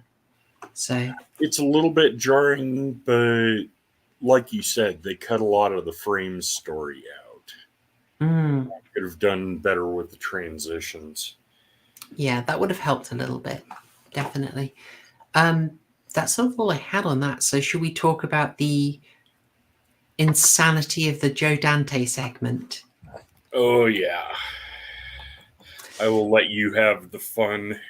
Oh, I mean, it's many people consider it the best part of the film, Dante's peak, if you will, and it gets pretty explosive. Let's. I regret nothing. The remake, It's a Good Life. Yes. Oh, yes. Oh, gosh, yes, it's me, isn't it? Right. So, as we said, most of these are straight up remakes of original stories, and they have gone for the big hitters in each of these. Well, except for Kick the Can. They were meant to do the big hitter that was Monsters Into on Maple Street, but there was a swerve, as we discussed already. They've gone to It's a Good Life to remake here, which I didn't catch on for a while. In fact, Waifu got there before me. Directed by Joe Dante, and this is a remake of... Where's my dude? Where is he? Oh, I'm looking for him. There we go. It is a remake of this story, The Absolutely Infamous Kid.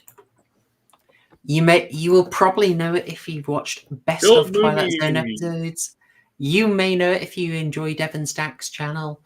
But yes, it is a story of Anthony, a kid with basically omnipotent level 5 mutant psychic powers who can change the universe as he wills it. In the original one, he's played by Bill Mooney, who actually gets of Lost in Space fame. Yep. And he gets a cameo. So look at that young child's face, and I will show you how that actor looked 20 years later. There we go.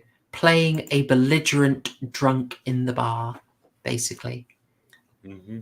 As an adult, he still needs to get his own way, no matter the cost. It's a nice bit of casting. Bill Mumy, I should say, the impact of It's a Good Life is so powerful that it got a sequel in the 2002 series. With Forrest Whitaker. Yep. Called It's Still a Good Life, and Bill Mumy and Cloris Leachman returned. Richard R. noting the Simpsons did an episode on it. Absolutely, they love. It's a powerful story. It's a good one. So yes, Anthony is borderline omnipotent and has the mentality of a child. In this version of the story, it's a fair bit different to the original. As in this one, he basically engineers a scenario where he can draw a teacher back to his house, and she slowly realizes that things are very weird here, extremely weird. The people here, his family, act in an extremely stereotypical way. Everything seems kind of heightened, hyper-saturated. No one's behaving normally. And they're terrified of Anthony. As he gives a tour through the house, she's picking up on how things basically resemble TV shows. This wonderful bit where they're going through a black and white section when they come into a room with black and white cartoons. It is borderline German expressionist here. And the logic of the child who can't really distinguish between cartoon and reality and is happy to use his powers to bend the two of them and to inflict bizarre punishments on people, gets a kind of high budget, visceral, disturbing quality. We see the fate that he censored. The fate that he what's the word I'm looking for? That he designates upon people, including yes, as has been picked up by Dr. Prepper, a young Nancy Cartwright who would go on to play Bart Simpson. A certain irony there. Basically, all the family who are held hostage by him suffer. She is transformed, and we see some absolutely hideous, weird latex creations that tell you this is 100% a Joe Dante production.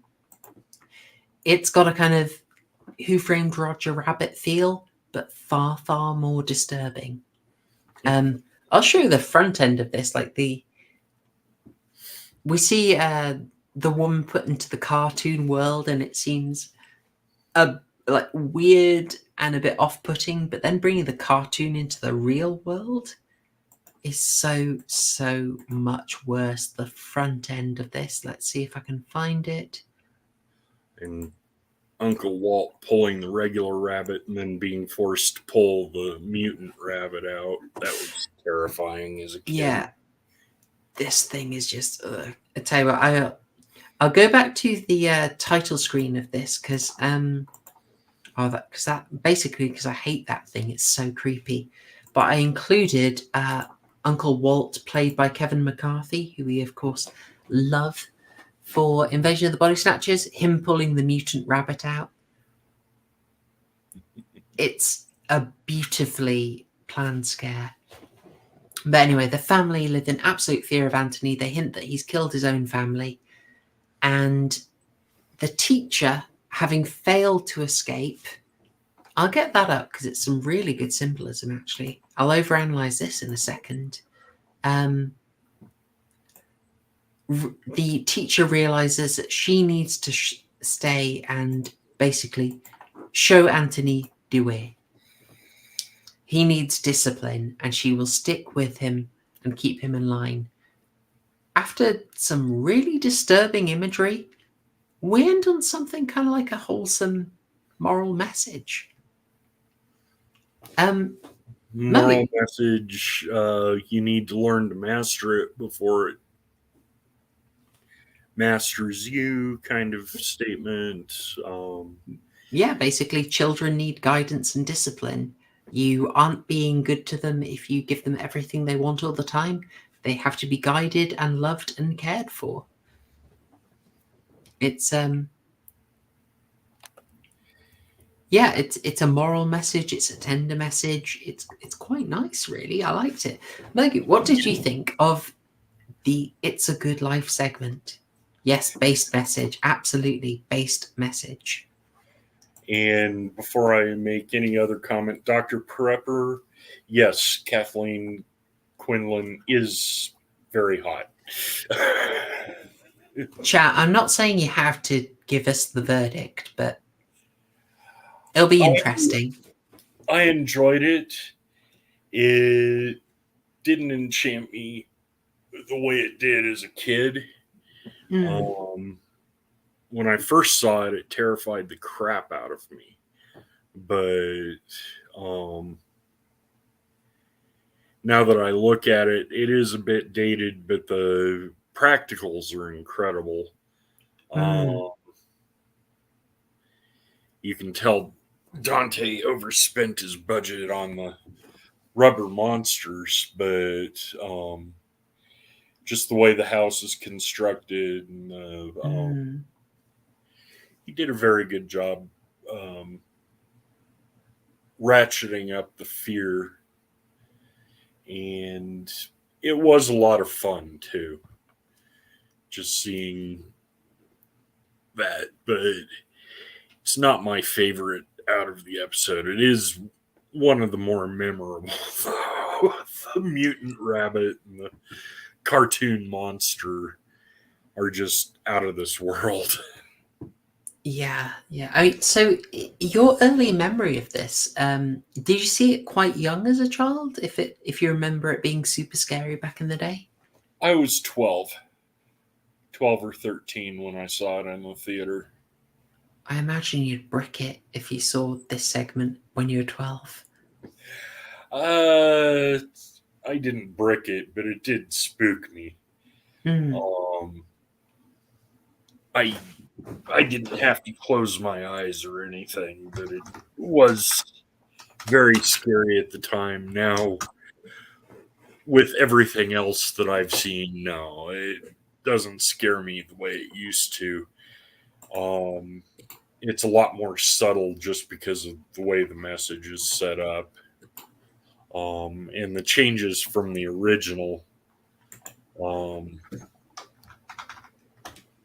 It was a lot sweeter of an ending than the original. There is a lot of hope in it. I mean, I should say, folks, if you're interested and if you're a member, I know that I can see lots of you in the chat are members. Murgoot and I, I think it was in a bonus stream that we discussed It's a Good Life, didn't we? I believe so, yes. If you haven't seen it, folks, I think I saved this because it was a favorite episode. I thought I'd save that for a bonus stream. So if you want, go back in the... you might have to look at community posts, but you will find the members edition of the bonus chat. And if you have trouble finding that, let me know. DM me on Twitter. You can probably find me on there. Or comment on a recent community post, and I will get you a link out there. But and it's on Subscribe. Sorry if you are supporting me on that. There, you can watch that. You can see the bonus content. We covered a few extra episodes that I really enjoyed. I believe this was one of them. And, actually, talking about some of the imagery of this, I didn't include this. I've just pulled it up because I remember this was really impressive. This bit as well. One of the first foreshadowings that you're going to see something quite messed up. Yeah. Oh, I love it. I love it.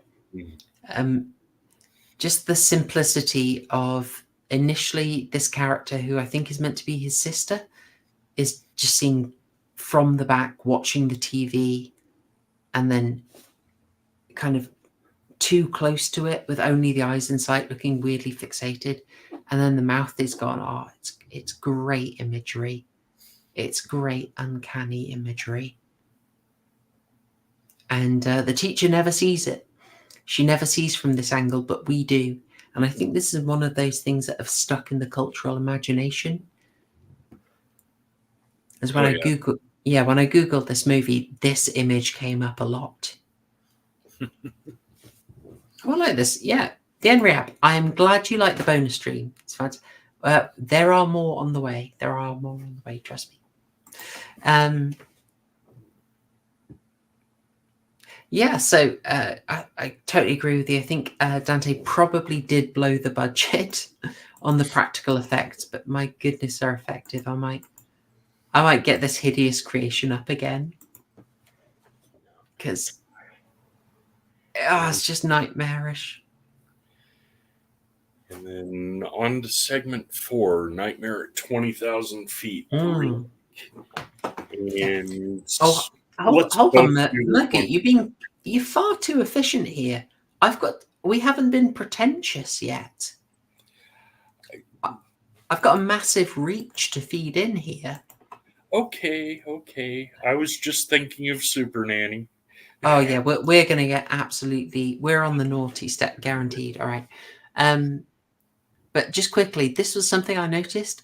The teacher tries to escape and she can't escape because massive eyeball in front of the door, blocking her way. And I thought there's quite a lot of subtext to this.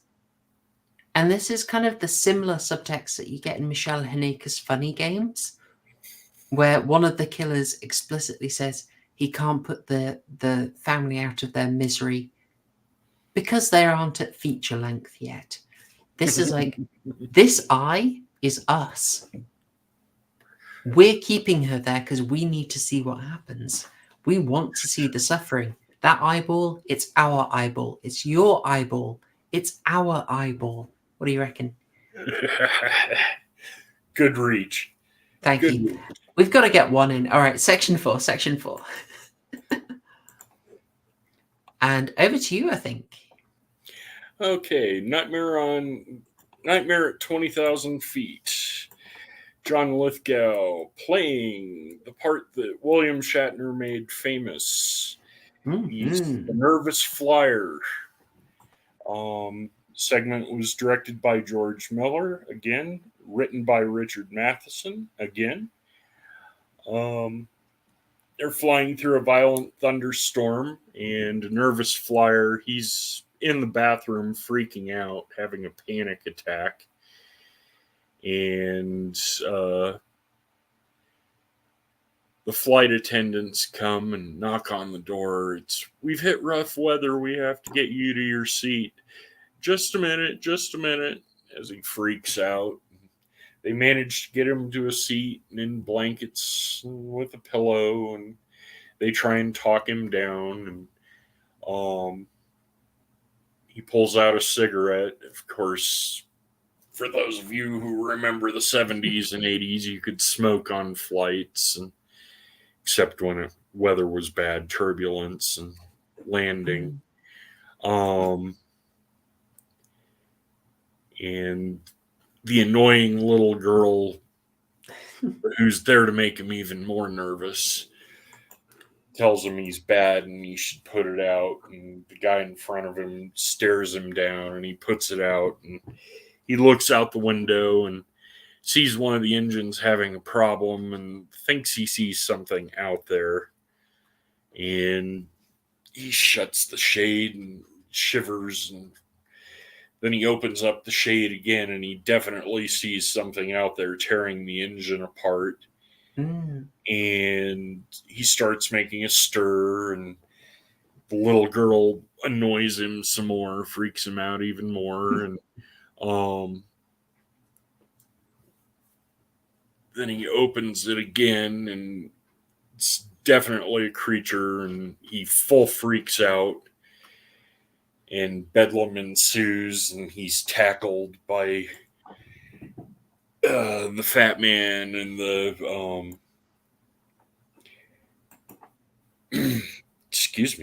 co-pilot and the crew members, and told to settle down. And he tries to explain there's something out on the wing, destroying the engine. And they take a look and they don't see it. They just see that the engine is damaged. And yes, we know the lightning struck the engine. Don't worry about it. We've got it in hand. And he looks out again and he sees the creature, and then he looks back over in the closet that's spilled out. He sees the oxygen tank and pops the window, gets tackled, grabs the air marshal's gun and fires at the window again, and it ruptures open and he's almost sucked out. And he points the gun at the monster he sees on the wing, and the monster jumps forward and destroys the gun and waves his finger in front of his face, and takes off from the wing. And they land after restraining him, and he's hauled off into an ambulance. And then the flight crew, the ground crew, takes a look at the engine, and it's ripped apart, and there's claw marks, and like, was he right? And then as Lithgow's being hauled off in the ambulance, Dan Aykroyd turns from the driver's seat of the ambulance, pops in Midnight Special. Do you want to see something really scary? And credits roll. It's a cheap trick, but I absolutely loved it. I'm not going to lie. It's a classic. It's an absolute classic. Yeah. You know, I didn't actually manage to see the original one, but I know what the creature looks like in the TV version, and I've got to say I enjoyed this one a lot more. It also, and here's a deep pull, it massively reminds me of the unpronounceable creature, like Glashgul Garbnach, from season 6 of Buffy, the episode Normal Again. Spike and Xander have to team up and take it down. You know, it causes hallucinations. Glashgul Garbnach. Someone's going to remember. Look it up, guys. Look it up. Back. I vaguely remember that, but I do remember it. I may have seen Buffy far too many times. I'm just waiting to see if anyone in chat was also thinking the same thing. But yeah, in the original with William Shatner, the big fuzzy gremlin looking like an overstuffed teddy bear, that one was kind of cheesy, but Shatner did wonderfully with his overacting. Just the expressions of madness were perfect in that. Yeah. Lithgow does the panicked madman very well too. Yes. Yeah, he really does. He's Lithgow's got a great range. Like he really can do a heck of a lot, and he as you say, he goes from slight comedy into like quite intense terror here. People also remember John Lithgow in the 2019 remake of Pet Sematary, where he played a lot more somber, and I really quite enjoyed him. Yeah, it's a frenetic story. It's I think it's quite clever to put this after the Joe Dante segment, and Joe Dante editing it also helps because the moods of the two, I think, really do flow into each other quite well. They're very high tension, very sort of exaggerated in their style, like loads of close-ups, loads of weird angles for the camera. So they really do feel like they're part of the same film.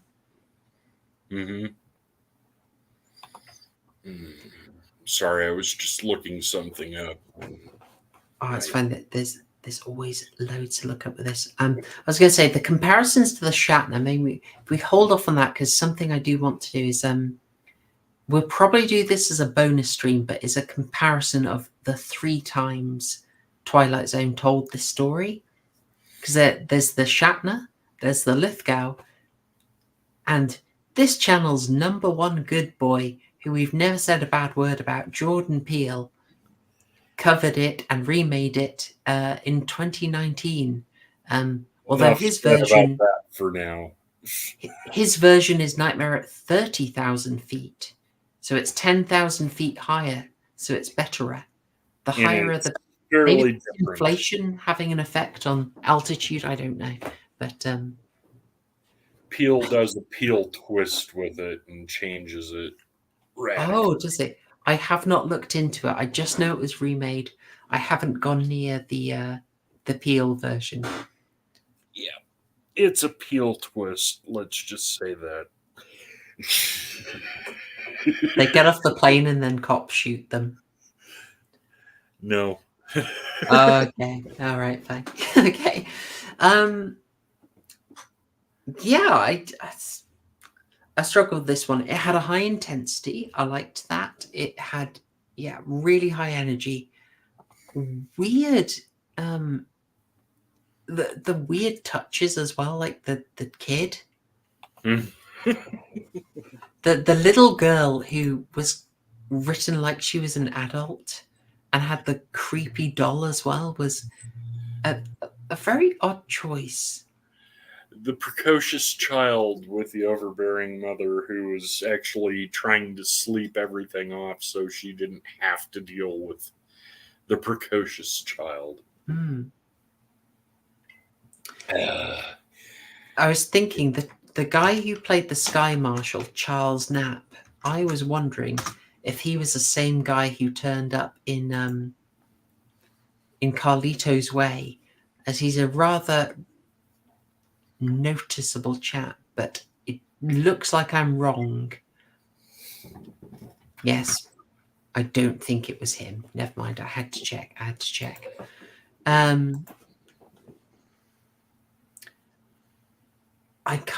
also like the touches. Like there was a playful touch to the gremlin. Like the way it got the shot and then just like is absolutely unbothered by the gun. Doesn't go for any kill. Is just like clearly messing with the dude. The pointing his finger. I absolutely love that.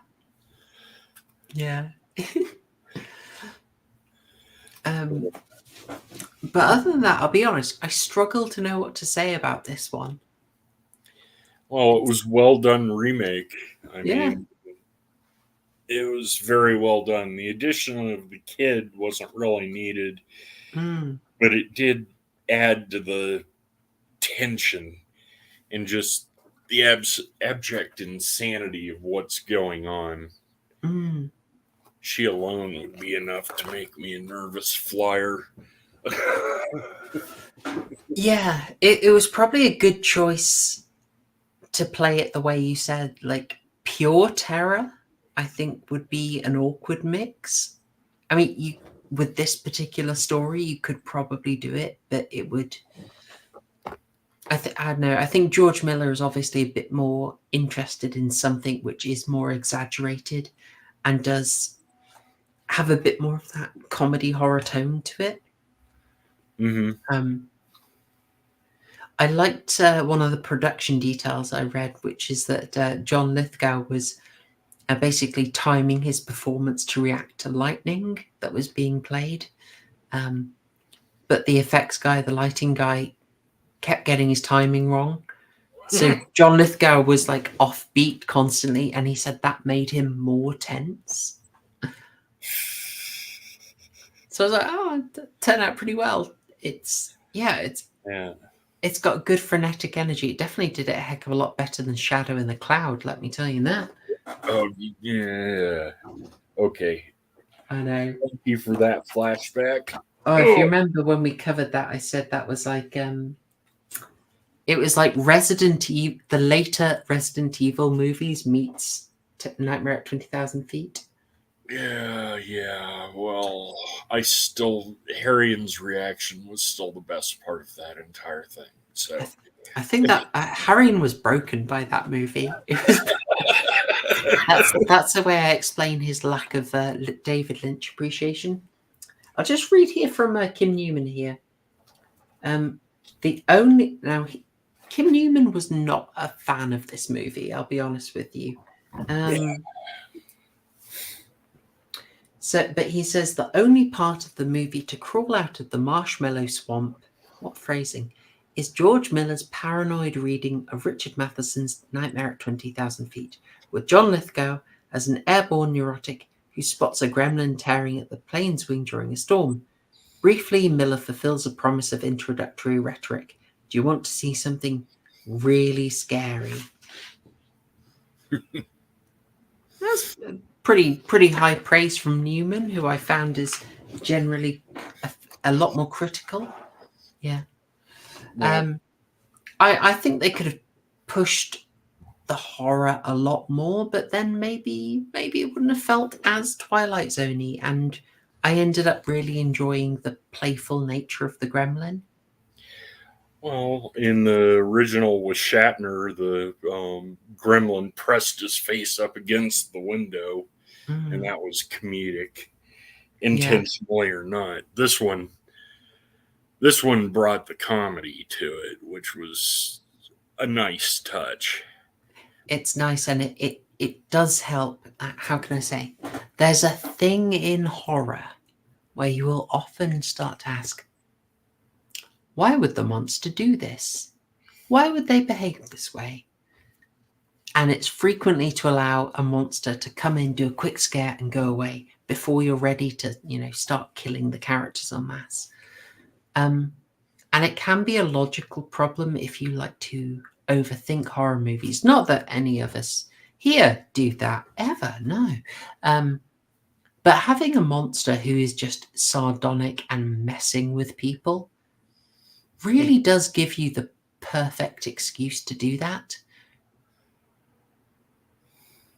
So it's handy writing, I'd say. As John Gorris is saying, he likes that the gremlin is just having such a good time. Absolutely, the gremlin's having a hoot. We can all enjoy it. If only the creeper in Jeepers Creepers had taken a similar attitude. Yeah. It also helps that the way they ended it transitions into the fun callback ending a lot better. So ultimately, I end up pretty happy on this one, even though it's very, very straightforward. Yeah. Did you have anything more to say on that, Murgoot? No, I think we've covered it pretty well. I've stated my case on this, and I really enjoyed this remake of it.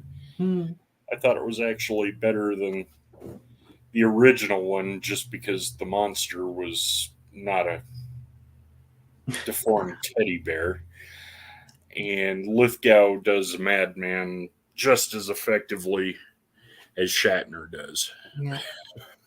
I was just looking, trying to see who did the monster. I can't. I know Rob Bottin of The Thing did the creatures for the Joe Dante segment. I don't know if Bottin did the same design that we see here. I suppose if I was going to criticize this segment, I would say that outside of the plane, it's very hard to see anything. So the cinematography is quite unclear, but yeah. All right. Well, with that done, I think we have got everything covered, folks. So we'll start moving into our rankings and our closing thoughts and scores. So Murgoot, I'll probably ask you to rank the stories in your order of preference, and chat if you want to do the same. Give us your overall scores. Give us your rankings. We'll be very happy to see it.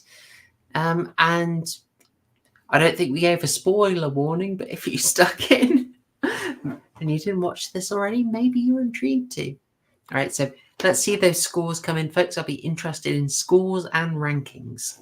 And with that, I will turn it over to you, Murgoot. Okay. My two favorites are Kick the Can and Nightmare at 20,000 Feet. They're tied. I'd give them both a 9. Mm. It's one's very good horror, and the other one is just the sweetness and the nostalgia of it. And that and Scatman Crothers just hits it out of the park with that one. Yeah. My next is The Frame Story, just because it's Dan Aykroyd. And then It's a Good Life is right up there. It's a close to my second favorite. And then the first segment, Time Out, is my least favorite of all of them.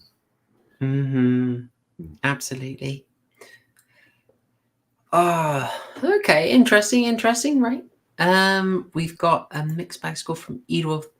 Yeah, so Eadwolf, what's getting the 4 out of 12? What's getting the 9 out of 12? We want to know. And Waifu, I'll get your scores up there. I would give the movie an overall of 8, just because it is so inconsistent. Yeah. High points. Yeah, 8 feels fair. If you're watching this again, like, the beauty of it is you could say, like, oh, section 1, I'm just going to get the pizza in. Anyone need a drink? And then you can be sat there for sections 2, 3, 4, 5. Started off, get the Aykroyd bit, then section 1, you go out and be like, can I top anyone up? And you could just come back in time for section 2, and then you've got plain sailing all the way to the end there. Let's see. So yours was 2, 4, wraparound, 3, 1. Yeah? Okay. I think we might see a little bit of variety. Overall score there for Waifu is 6 out of 12. I've got a one from Dr. Prep while I do my thoughts. I'll keep that on screen. Yeah, wraparound segment is my favorite, even if the ending is quite cheap twice. I'd probably then go with Joe Dante's It's a Good Life, because I thought the base message was great, and it was very creative. Then I think Nightmare at 20,000 Feet and Kick the Can are kind of in the middle for me. They're just so different, but they're kind of, I'll be honest, it's biased for Scatman Crothers, and I thought all the older actors were really charming, and it hit me in the feels a bit more. The way Nightmare at 20,000, I'm kind of kicking myself. I feel I should like Nightmare at 20,000 Feet more. I just, but it hasn't connected with me as much. And then I would agree that, so, gosh, I might even say, right, Wraparound, It's a Good Life, Kick the Can, Nightmare at 20,000 Feet, then Time Out. I think that's my order. And the score, I think 8 feels generous. 8 feels kind of generous, I'm going to be honest, but I was intrigued, so I think I'd probably copy your 8, because I think if anyone asked me, should I see it, I'd advise him. I'd advise him give it a go. I'd say it's a mixed bag, but there are some real highlights in here.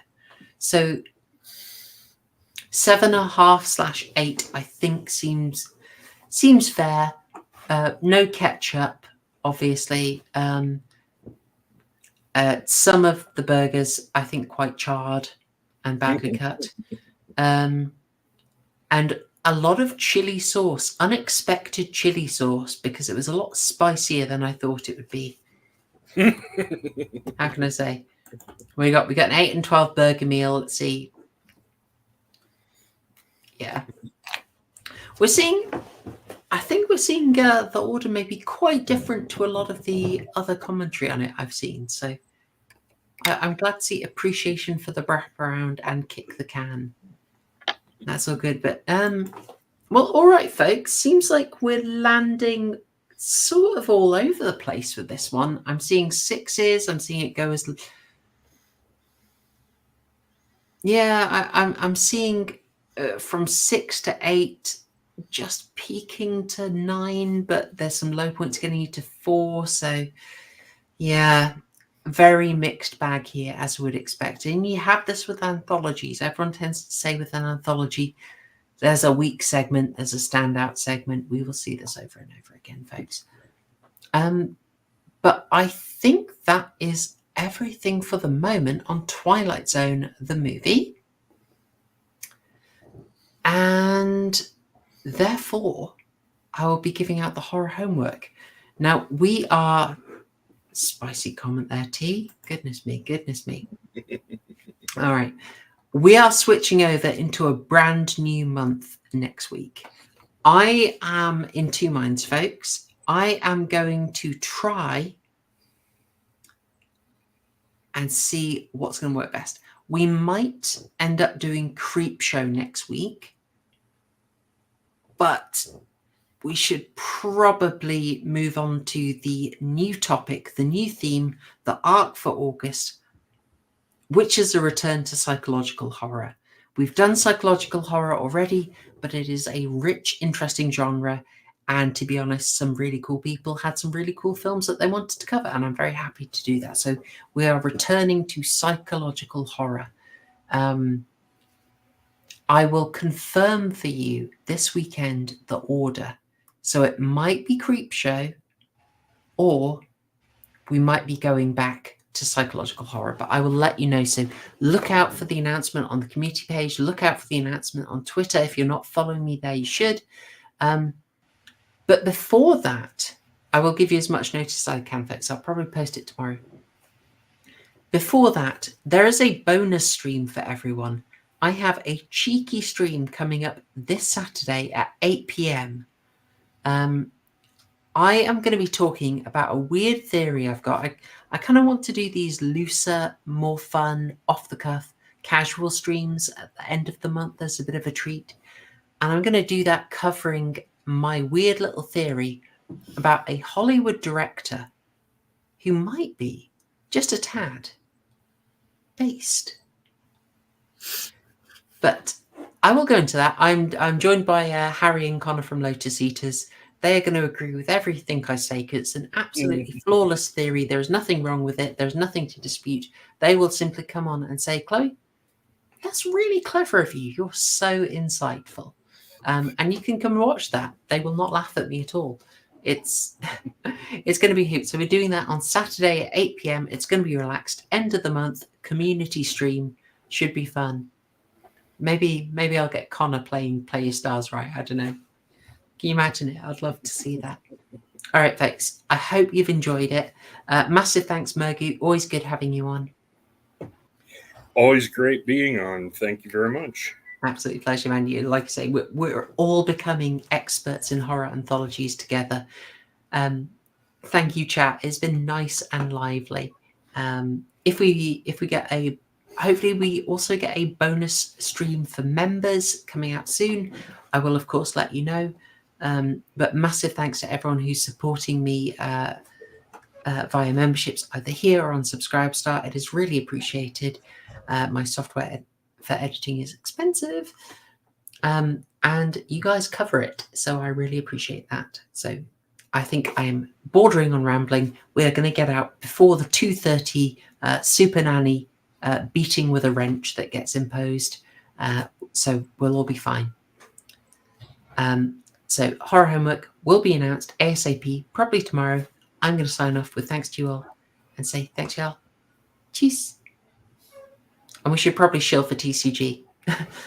Hashtag shill. His next one should be out Sunday. There you go. We know what it is. It's a great topic. It'll be very interesting. I hope you enjoy it. Get ready for the TCG video. Show them a bit of love. Subscribe if you haven't subscribed already. All right. Thank you so much. Thanks, y'all. And cheers.